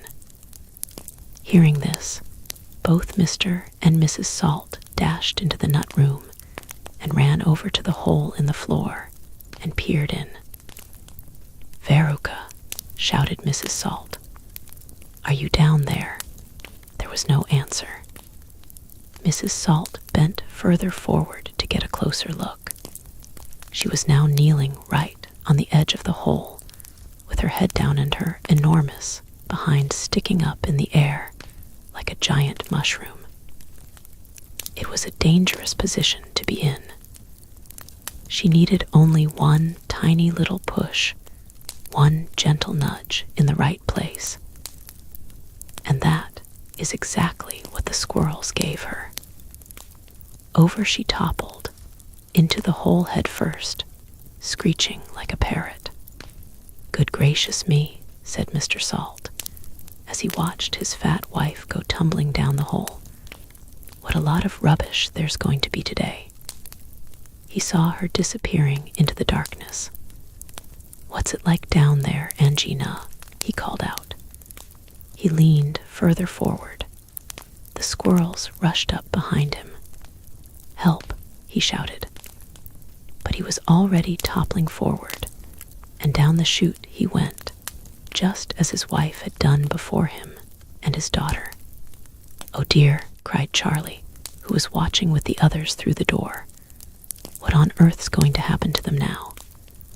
"I expect someone will catch them at the bottom of the chute," said Mr. Wonka. "But what about the great fiery incinerator?" asked Charlie. "They only light it every other day," said Mr. Wonka. "Perhaps this is one of the days when they let it go out. You never know, they might be lucky." "Shh," said Grandpa Joe. "Listen, here comes another song." From far away down the corridor came the beating of drums. Then the singing began. Veruca Salt sang the Oompa-Loompas. Veruca Salt, the little brute, has just gone down the rubbish chute. And as we very rightly thought that in a case like this, we ought to see the thing completely through, we've polished off her parents too. Down goes Veruca. Down the drain. And here, perhaps, we should explain that she will meet, as she descends, a rather different set of friends to those that she has left behind. These won't be nearly so refined. A fish head, for example, cut this morning from a halibut. "Hello, good morning, how do you do? How nice to meet you. How are you?" And then a little further down a mass of others gather round. A bacon rind, some rancid lard, a loaf of bread gone stale and hard, a steak that nobody could chew, an oyster from an oyster stew, some liverwurst so old and gray one smelled it from a mile away, a rotten nut, a reeky pear, a thing the cat left on the stair, and lots of other things as well, each with a rather horrid smell. These are Veruca's newfound friends that she will meet as she descends, and this is the price she has to pay for going so very far astray. But now, my dears, we think you might be wondering, is it really right that every single bit of blame and all the scolding and the shame should fall upon Veruca Salt? Is she the only one at fault? For though she's spoiled, and dreadfully so, a girl can't spoil herself, you know. Who spoiled her, then? Ah, who indeed? Who pandered to her every need? Who turned her into such a brat? Who are the culprits? Who did that? Alas, you needn't look so far to find out who these sinners are. They are, and this is very sad, her loving parents, Mum and Dad.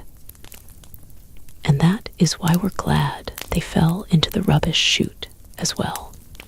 Chapter 25. The Great Glass Lift. "I've never seen anything like it," cried Mr. Wonka. "The children are disappearing like rabbits. But you mustn't worry about it. They'll all come out in the wash." Mr. Wonka looked at the little group that stood beside him in the corridor.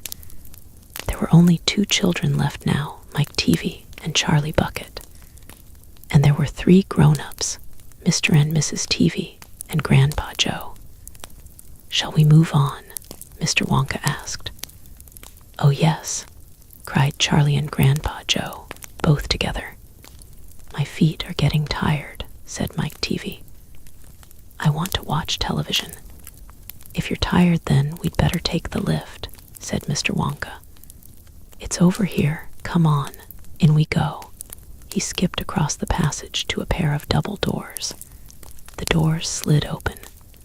The two children and the grown-ups went in. "Now then," cried Mr. Wonka, "which button shall we press first? Take your pick." Charlie Bucket stared around him in astonishment. This was the craziest lift he had ever seen. There were buttons everywhere. The walls, and even the ceiling, were covered all over with rows and rows and rows of small, black push buttons. There must have been 1,000 of them on each wall, and another 1,000 on the ceiling. And now Charlie noticed that every single button had a tiny printed label beside it telling you which room you would be taken to if you pressed it.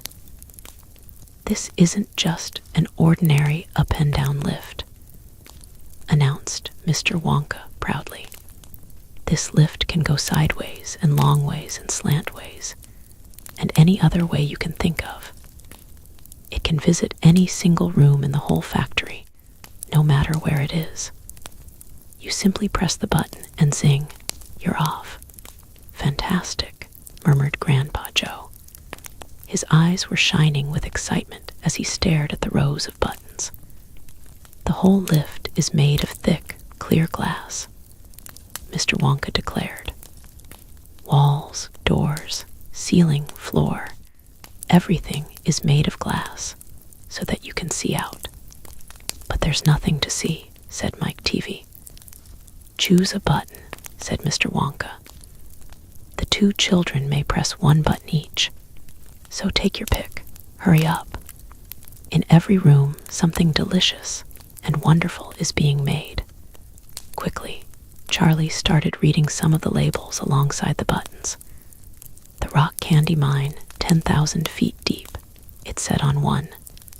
"Coconut Ice Skating Rinks," it said on another. Then, "Strawberry Juice Water Pistols. Toffee Apple Trees for planting out in your garden, all sizes. Exploding Sweets for your enemies. Luminous Lollies for eating in bed at night. Mint Jujubes for the boy next door. They'll give him green teeth for a month. Cavity-filling caramels, no more dentists. Stickjaw for talkative parents. Wriggle sweets that wriggle delightfully in your tummy after swallowing. Invisible chocolate bars for eating in class. Sugar-coated pencils for sucking. Fizzy lemonade swimming pools. Magic hand fudge. When you hold it in your hand, you taste it in your mouth. Rainbow drops, suck them, and you can spit in 6 different colors." Come on," cried Mr. Wonka. "We can't wait all day." "Isn't there a television room in all this lot?" asked Mike Teavee. "Certainly, there's a television room," Mr. Wonka said. "That button over there." He pointed with his finger. Everybody looked. "Television chocolate," it said on the tiny label beside the button.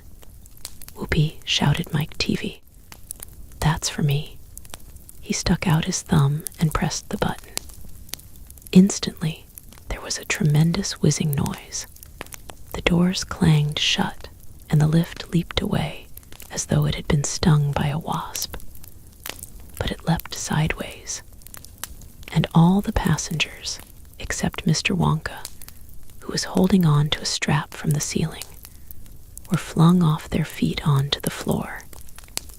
Get up," cried Mr. Wonka, roaring with laughter.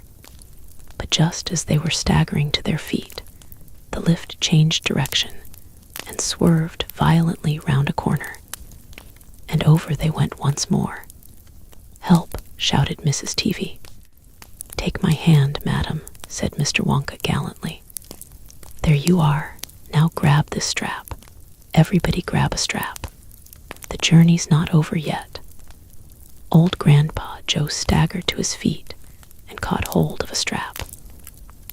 Little Charlie, who couldn't possibly reach as high as that, put his arms around Grandpa Joe's legs and hung on tight. The lift rushed on at the speed of a rocket. Now it was beginning to climb.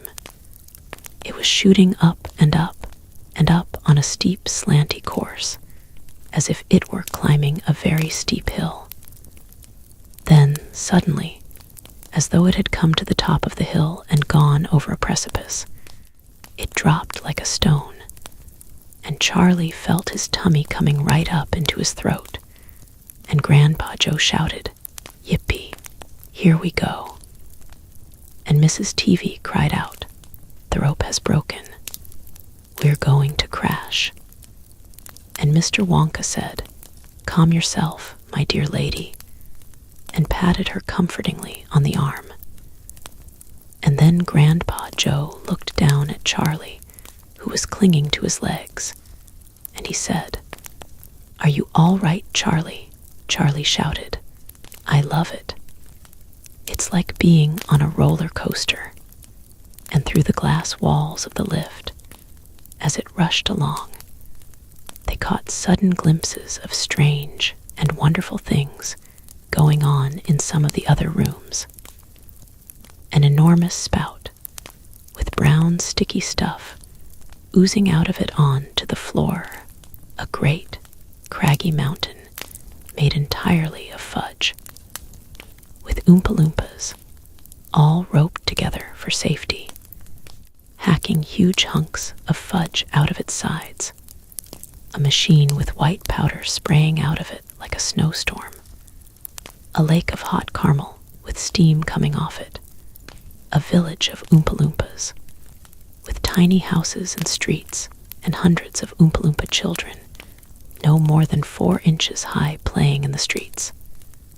And now the lift began flattening out again, but it seemed to be going faster than ever, and Charlie could hear the scream of the wind outside as it hurtled forward, and it twisted, and it turned, and it went up, and it went down, and "I'm going to be sick," yelled Mrs. Teavee, turning green in the face. "Please don't be sick," said Mr. Wonka. "Try and stop me," said Mrs. Teavee. "Then you'd better take this," said Mr. Wonka, and he swept his magnificent black top hat off his head and held it out upside down in front of Mrs. Teavee's mouth. "Make this awful thing stop," ordered Mr. Teavee. "Can't do that," said Mr. Wonka. "It won't stop till we get there. I only hope no one's using the other lift at this moment." "What other lift?" screamed Mrs. Teavee. "The one that goes the opposite way on the same track as this one," said Mr. Wonka. "Holy mackerel," cried Mr. Teavee. "You mean we might have a collision?" "I've always been lucky so far," said Mr. Wonka.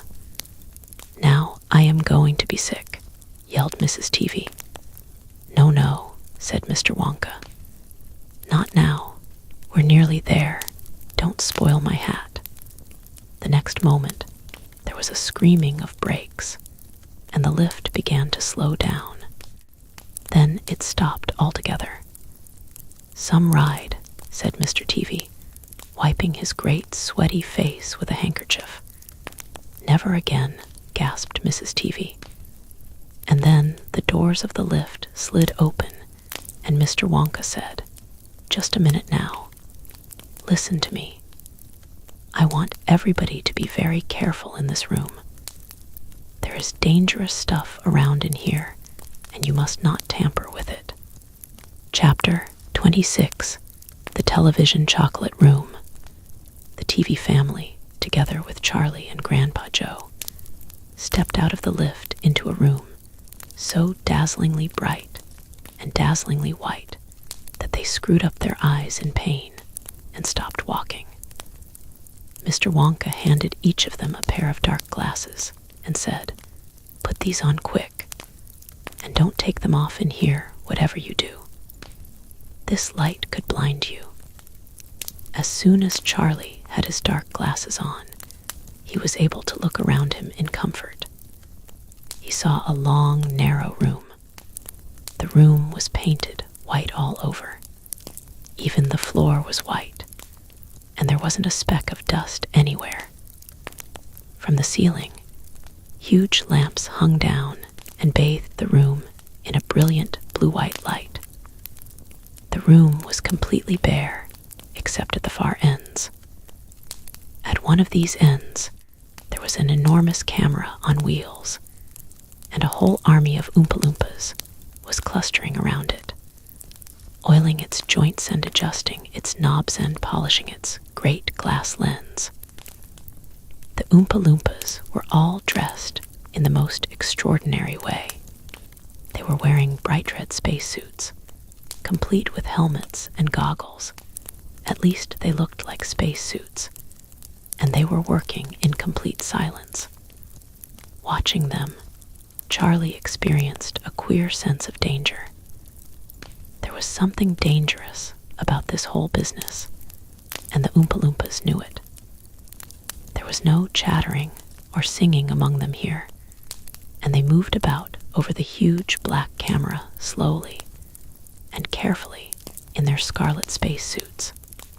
At the other end of the room, about 50 paces away from the camera, a single Oompa-Loompa, also wearing a spacesuit, was sitting at a black table, gazing at the screen of a very large television set. "Here we go," cried Mr. Wonka, hopping up and down with excitement. "This is the testing room for my very latest and greatest invention, television chocolate." "But what is television chocolate?" asked Mike Teavee. "Good heavens, child, stop interrupting me," said Mr. Wonka. "It works by television. I don't like television myself. I suppose it's all right in small doses, but children never seem to be able to take it in small doses. They want to sit there all day long staring at the screen. That's me," said Mike Teavee. "Shut up," said Mr. Teavee. "Thank you," said Mr. Wonka. "I shall now tell you how this amazing television set of mine works. But first of all, do you know how ordinary television works? It is very simple. At one end, where the picture is being taken, you have a large cine camera, and you start photographing something. The photographs are then split up into millions of tiny little pieces, which are so small that you can't see them. And these little pieces are shot out into the sky by electricity. In the sky, they go whizzing around all over the place, until suddenly they hit the antenna on the roof of somebody's house. They then go flashing down the wire that leads right into the back of the television set. And in there, they get jiggled and joggled around, until at last every single one of those millions of tiny pieces is fitted back into its right place, just like a jigsaw puzzle, and presto, the photograph appears on the screen. "That isn't exactly how it works," Mike Teavee said. "I am a little deaf in my left ear," Mr. Wonka said. "You must forgive me if I don't hear everything you say." "I said, that isn't exactly how it works," shouted Mike Teavee. "You're a nice boy," Mr. Wonka said, "but you talk too much. Now then, the very first time I saw ordinary television working, I was struck by a tremendous idea. "Look here," I shouted. "If these people can break up a photograph into millions of pieces and send the pieces whizzing through the air, and then put them together again at the other end, why can't I do the same thing with a bar of chocolate? Why can't I send a real bar of chocolate whizzing through the air in tiny pieces, and then put the pieces together at the other end, all ready to be eaten?" "Impossible," said Mike Teavee. "You think so?" cried Mr. Wonka. "Well, watch this. I shall now send a bar of my very best chocolate from one end of this room to the other by television. Get ready, there. Bring in the chocolate." Immediately 6 Oompa-Loompas marched forward, carrying on their shoulders the most enormous bar of chocolate Charlie had ever seen. It was about the size of the mattress he slept on at home. "It has to be big," Mr. Wonka explained, "because whenever you send something by television, it always comes out much smaller than it was when it went in.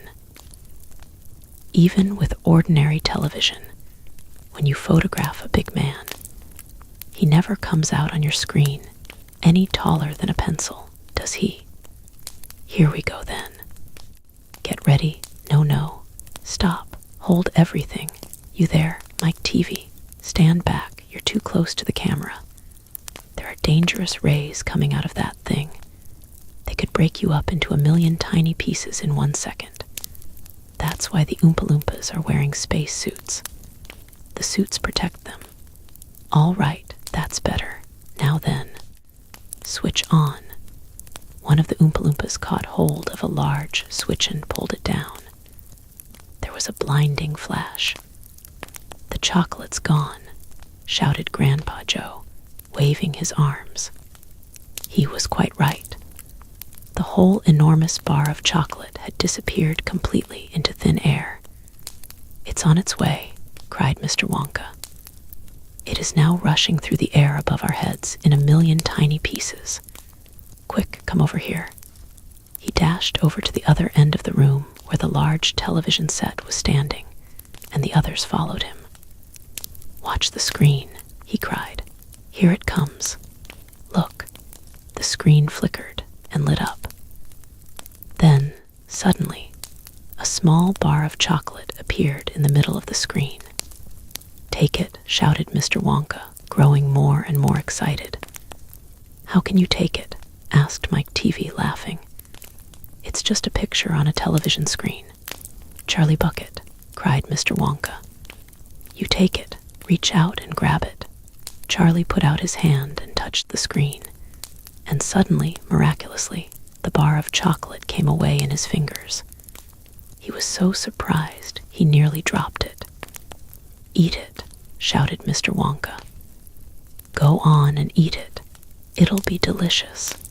It's the same bar. It's got smaller on the journey, that's all." "It's absolutely fantastic," gasped Grandpa Joe. It's a miracle. Just imagine," cried Mr. Wonka. "When I start using this across the country, you'll be sitting at home watching television, and suddenly a commercial will flash onto the screen, and a voice will say, 'Eat Wonka's chocolates. They're the best in the world. If you don't believe us, try one for yourself now.' And you simply reach out and take one. How about that, eh?"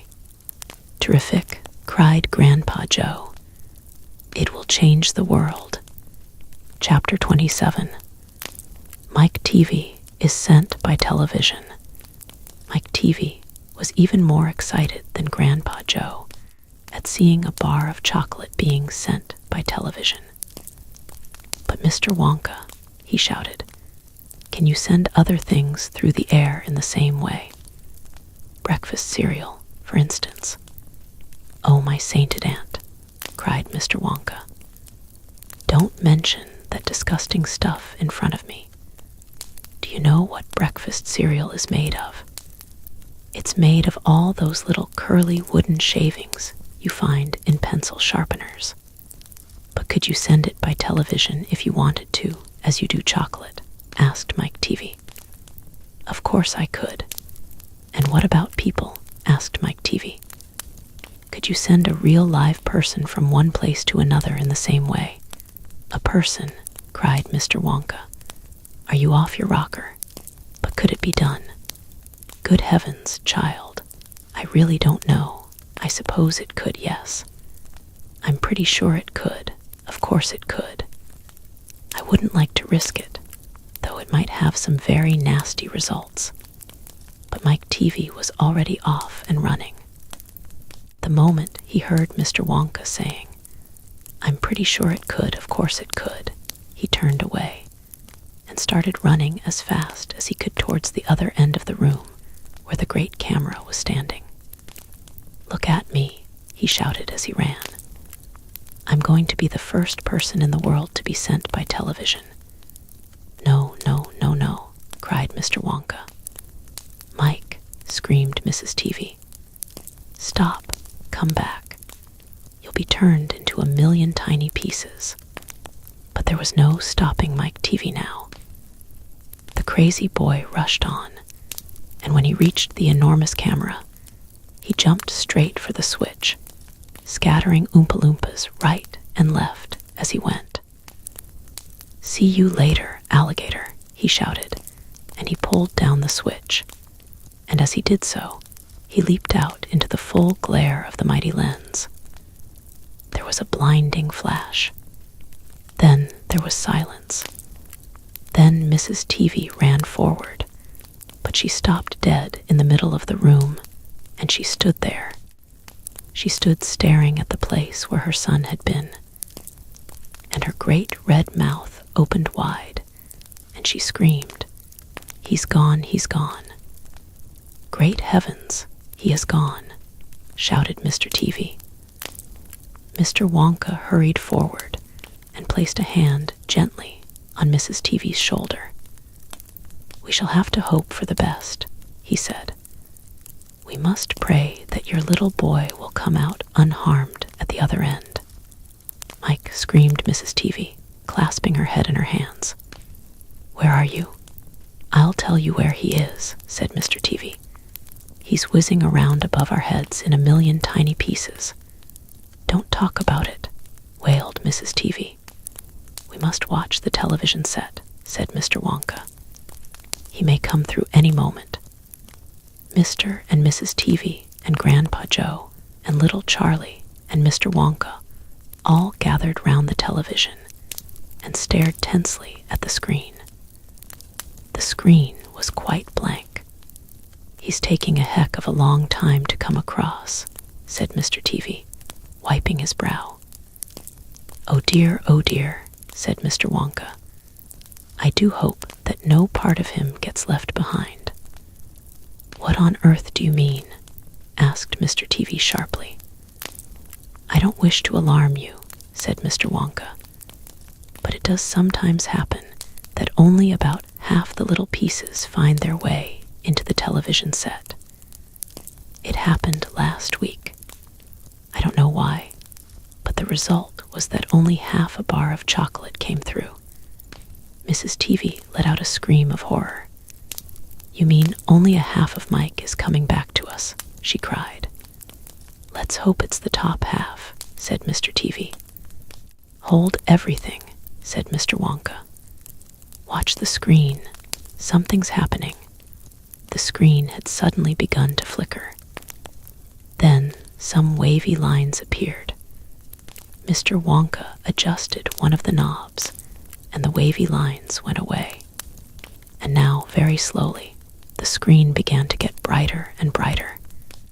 "Here he comes," yelled Mr. Wonka. "Yes, that's him all right.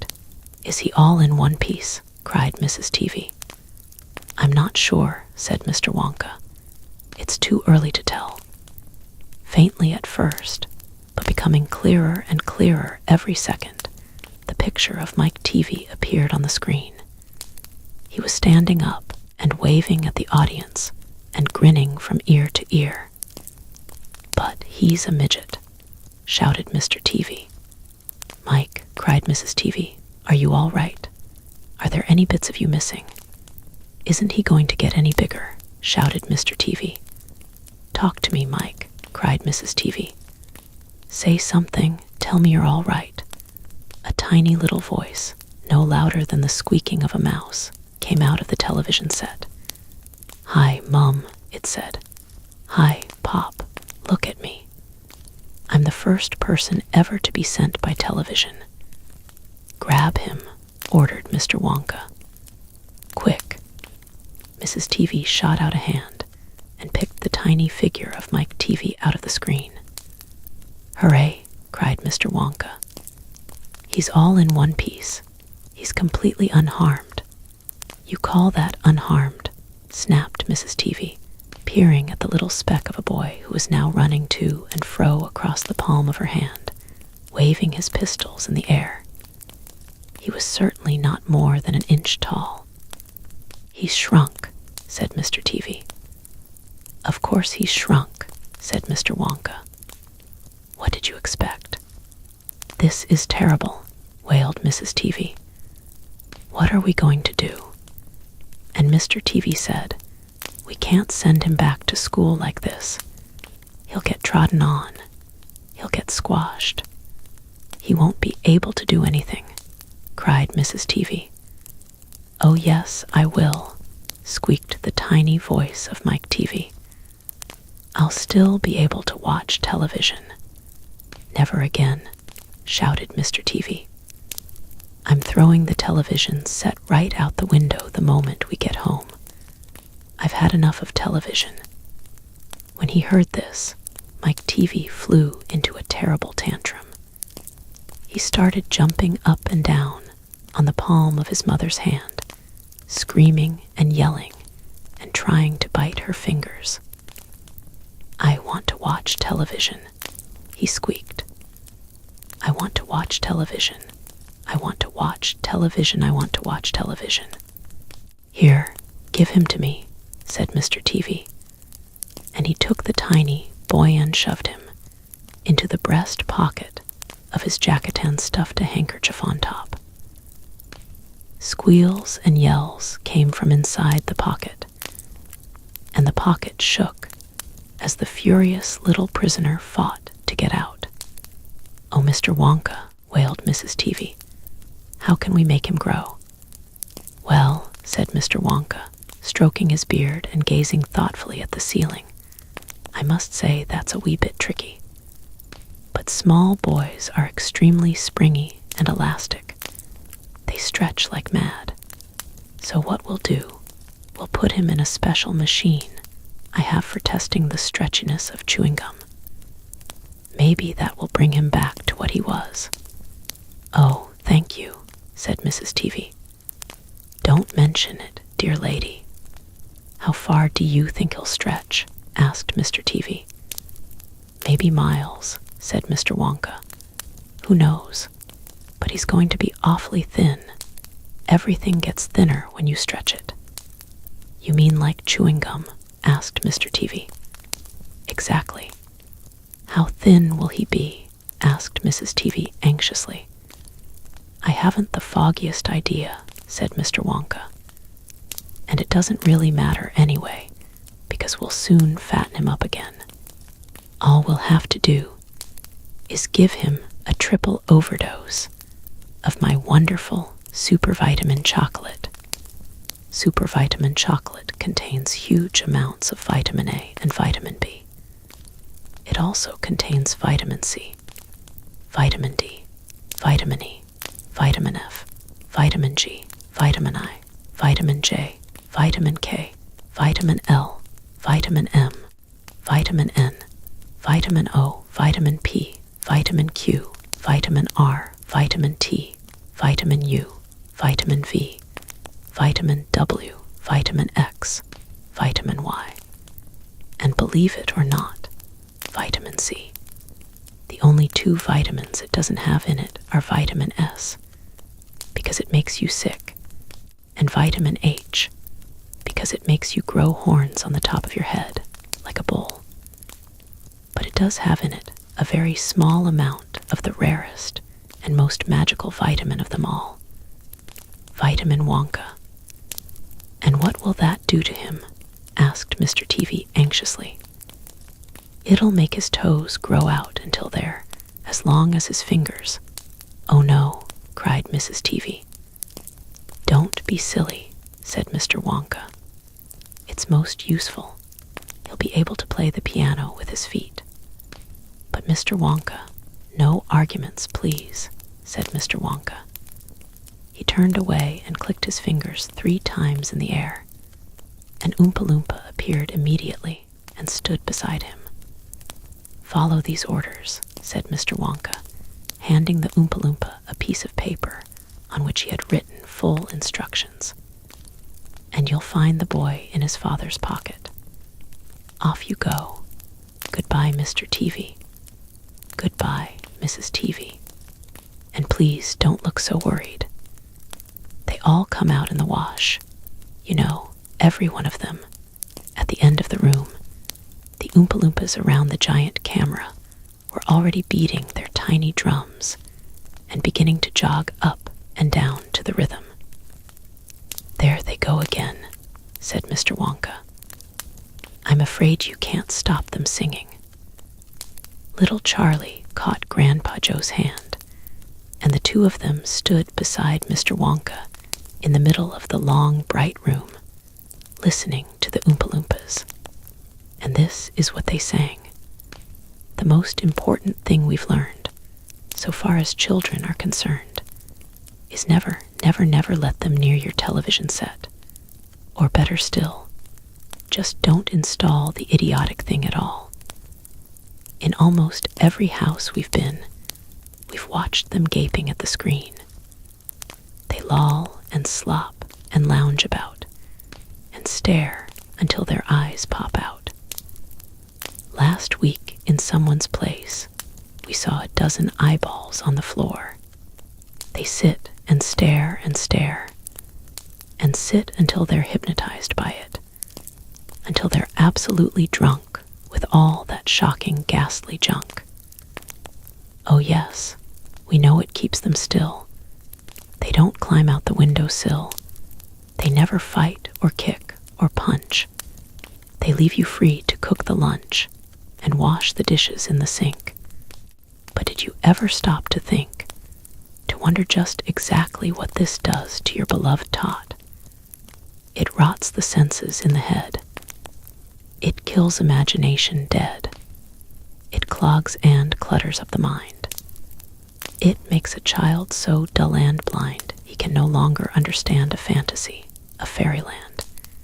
His brain becomes as soft as cheese. His powers of thinking rust and freeze. He cannot think, he only sees. "All right," you'll cry. "All right," you'll say. But if we take the set away, what shall we do to entertain our darling children? Please explain.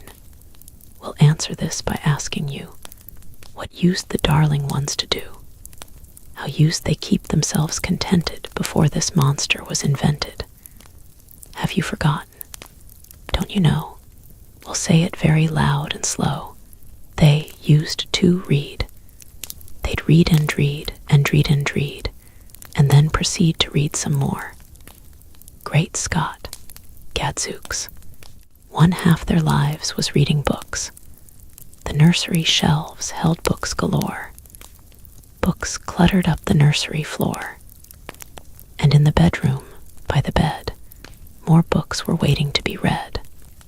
Such wondrous, fine, fantastic tales of dragons, gypsies, queens, and whales, and treasure isles, and distant shores where smugglers rowed with muffled oars, and pirates wearing purple pants, and sailing ships and elephants, and cannibals crouching round the pot, stirring away at something hot. It smells so good. What can it be? Good gracious, it's Penelope. The younger ones had Beatrix Potter with Mr. Todd, the dirty rotter, and Squirrel J. Vutkin, Piggling Bland, and Mrs. Tiggy Winkle, and just how the camel got his hump, and how the monkey lost his rump, and Mr. Toad, and bless my soul, there's Mr. Rat and Mr. Mole. Oh, books. What books they used to know, those children living long ago. So please, oh please, we beg, we pray, go throw your TV set away, and in its place you can install a lovely bookshelf on the wall. Fill the shelves with lots of books, ignoring all the dirty looks, the screams and yells, the bites and kicks, and children hitting you with sticks. Fear not, because we promise you that, in about a week or two of having nothing else to do, They'll now begin to feel the need of having something good to read. And once they start, oh boy, you watch the slowly growing joy that fills their hearts. They'll grow so keen they'll wonder what they'd ever seen in that ridiculous machine, that nauseating, foul, unclean, repulsive television screen. And later, each and every kid will love you more for what you did. P.S. regarding Mike Teavee, we very much regret that we shall simply have to wait and see if we can get him back his height. But if we can't, it serves him right. Chapter 28, Only Charlie Left. Which room shall it be next? Said Mr. Wonka as he turned away and darted into the lift. Come on, hurry up, we must get going. And how many children are there left now? Little Charlie looked at Grandpa Joe, and Grandpa Joe looked back at little Charlie. But Mr. Wonka, Grandpa Joe called after him, There's only Charlie left now. Mr. Wonka swung round and stared at Charlie. There was a silence.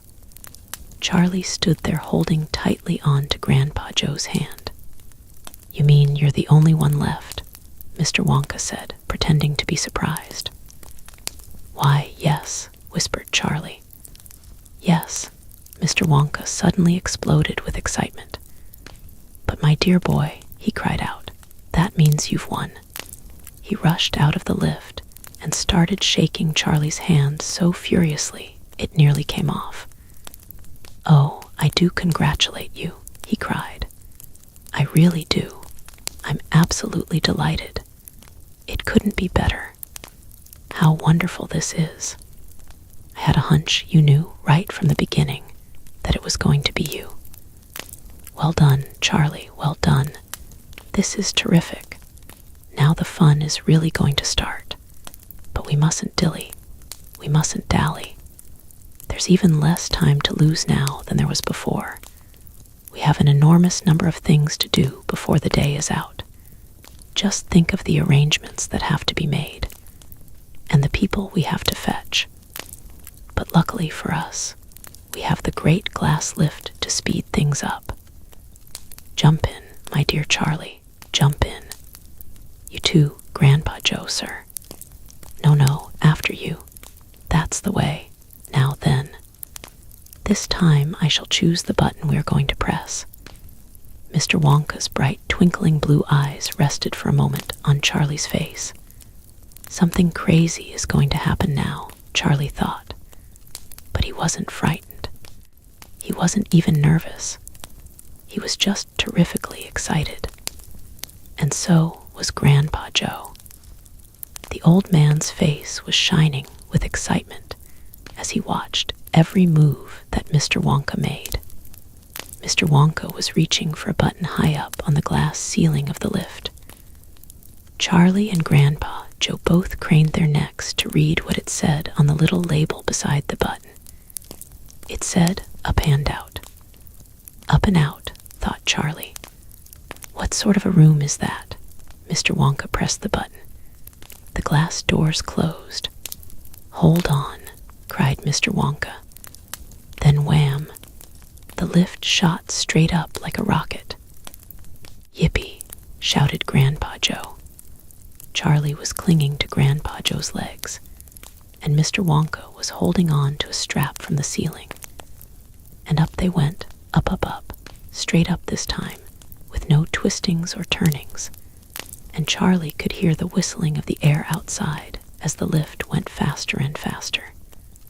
Yippee! Shouted Grandpa Joe again. Yippee! Here we go. Faster! Cried Mr. Wonka, banging the wall of the lift with his hand. Faster, faster. If we don't go any faster than this, we shall never get through. Through what? Shouted Grandpa Joe. What have we got to get through? Aha, cried Mr. Wonka, you wait and see. I've been longing to press this button for years, but I've never done it until now. I was tempted many times. Oh yes, I was tempted, but I couldn't bear the thought of making a great big hole in the roof of the factory. Here we go, boys, up and out. But you don't mean, shouted Grandpa Joe. You don't really mean that this lift? Oh yes, I do, answered Mr. Wonka. You wait and see, up and out. But it's made of glass, shouted Grandpa Joe.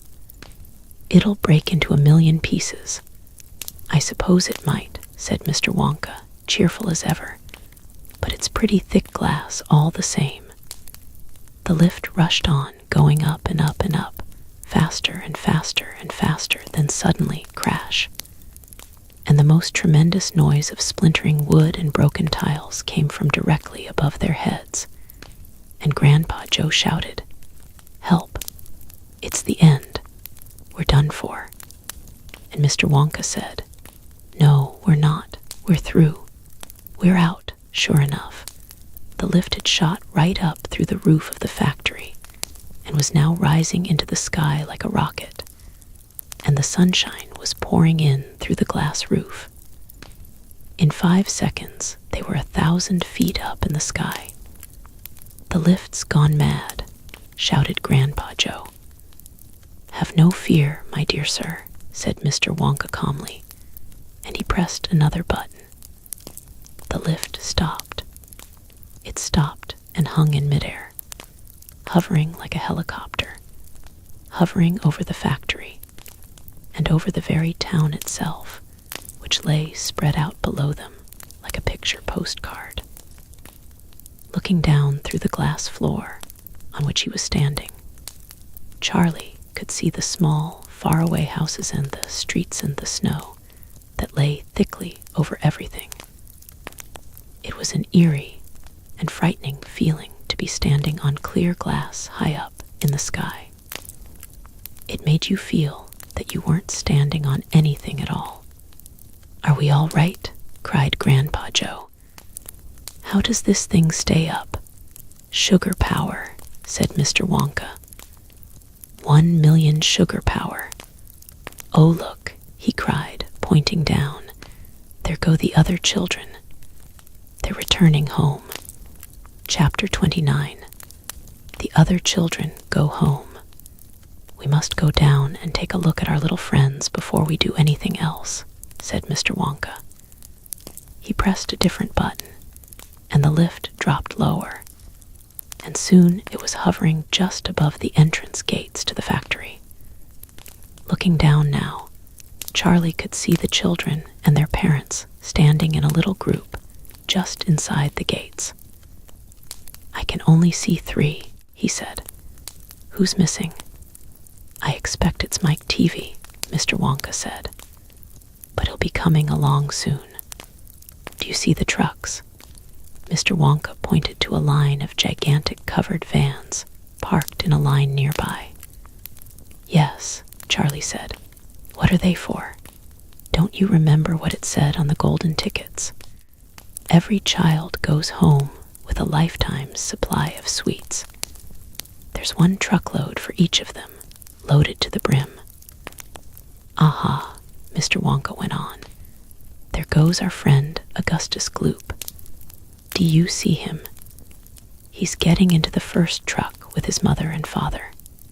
"You mean he's really all right?" asked Charlie, astonished. "Even after going up that awful pipe?" "He's very much all right," said Mr. Wonka. "He's changed," said Grandpa Joe, peering down through the glass wall of the elevator. "He used to be fat. Now he's thin as a straw." "Of course he's changed," said Mr. Wonka, laughing. "He got squeezed in the pipe. Don't you remember? And look, there goes Miss Violet Beauregard, the great gum chewer.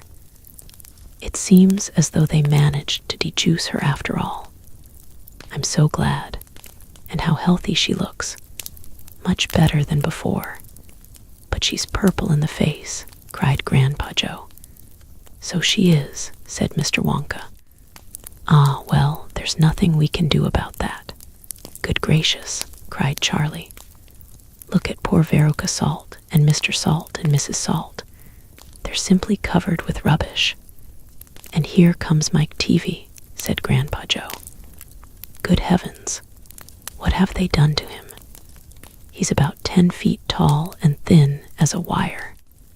They've overstretched him on the gum-stretching machine, said Mr. Wonka.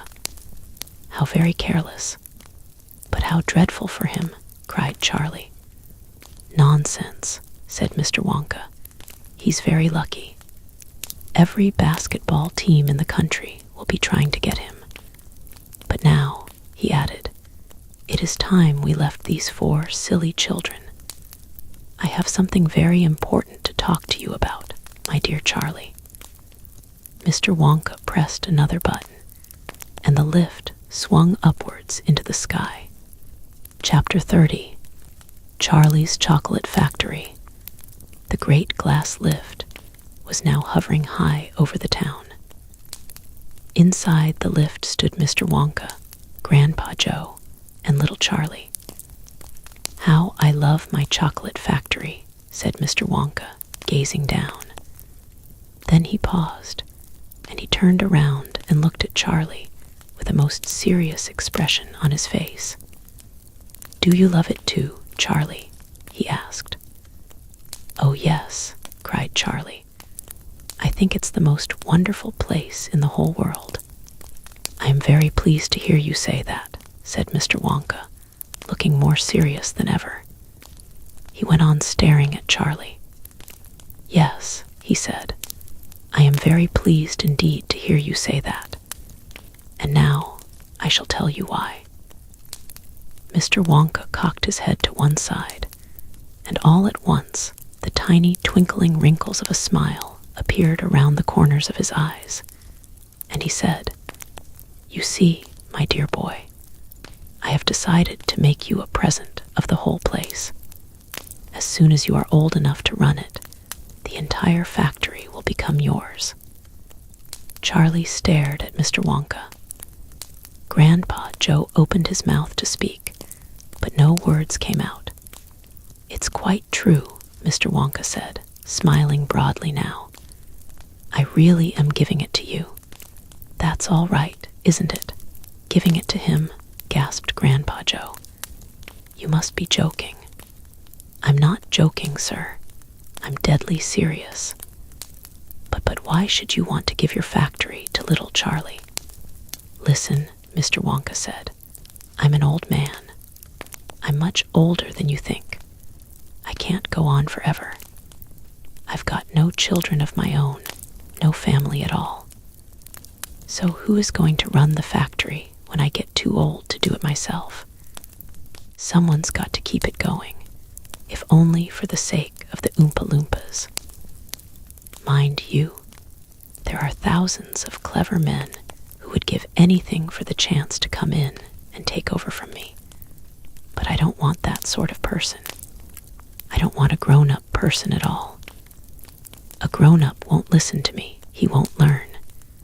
He will try to do things his own way and not mine. So I have to have a child. I want a good, sensible, loving child, one to whom I can tell all my most precious sweet-making secrets while I am still alive. So that is why you sent out the golden tickets, cried Charlie. Exactly, said Mr. Wonka.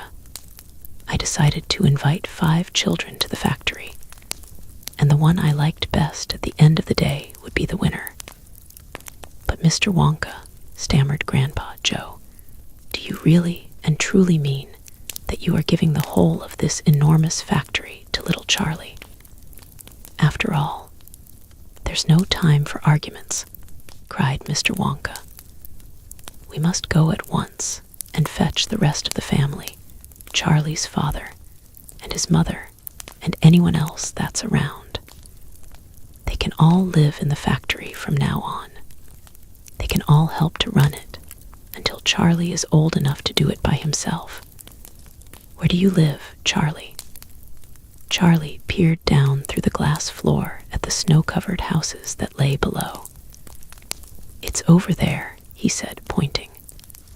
It's that little cottage right on the edge of the town, the tiny little one, I see it, cried Mr. Wonka, and he pressed some more buttons, and the lift shot down towards Charlie's house.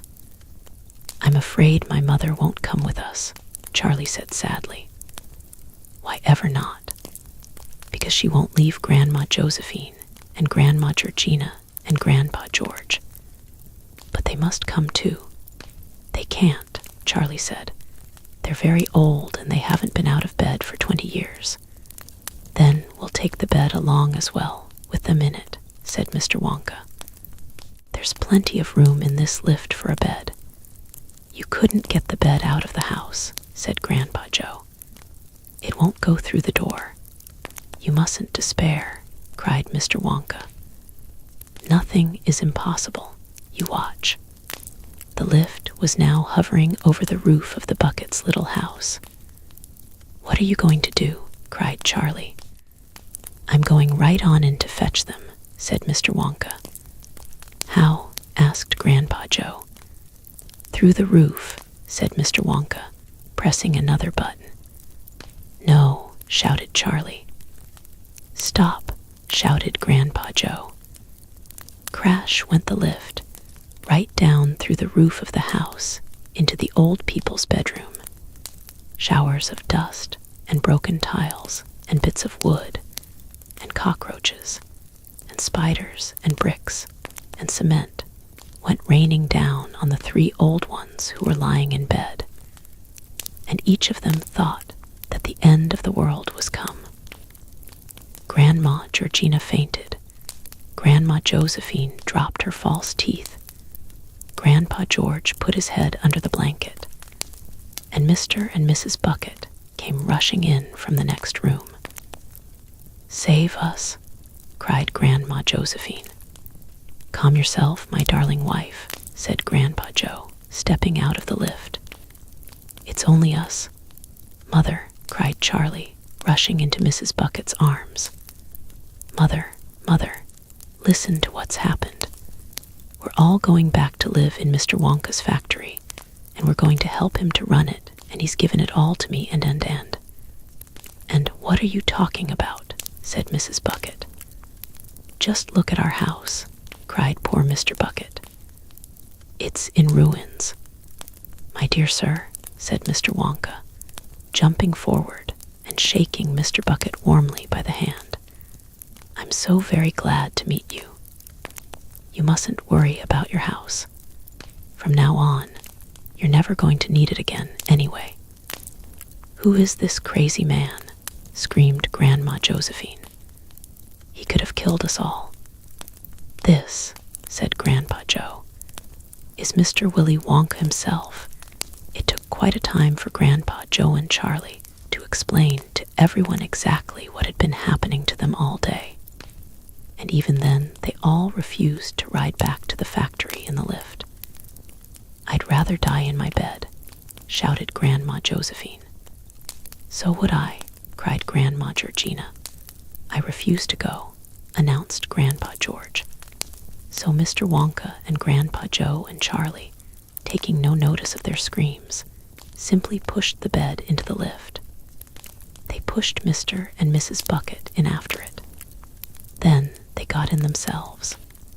Mr. Wonka pressed a button. The doors closed. Grandma Georgina screamed, and the lift rose up off the floor and shot through the hole in the roof, out into the open sky. Charlie climbed onto the bed and tried to calm the 3 old people who were still petrified with fear. Please don't be frightened, he said. It's quite safe, and we're going to the most wonderful place in the world. Charlie's right, said Grandpa Joe. Will there be anything to eat when we get there? Asked Grandma Josephine. I'm starving. The whole family is starving. Anything to eat, cried Charlie, laughing. Oh, you just wait and see.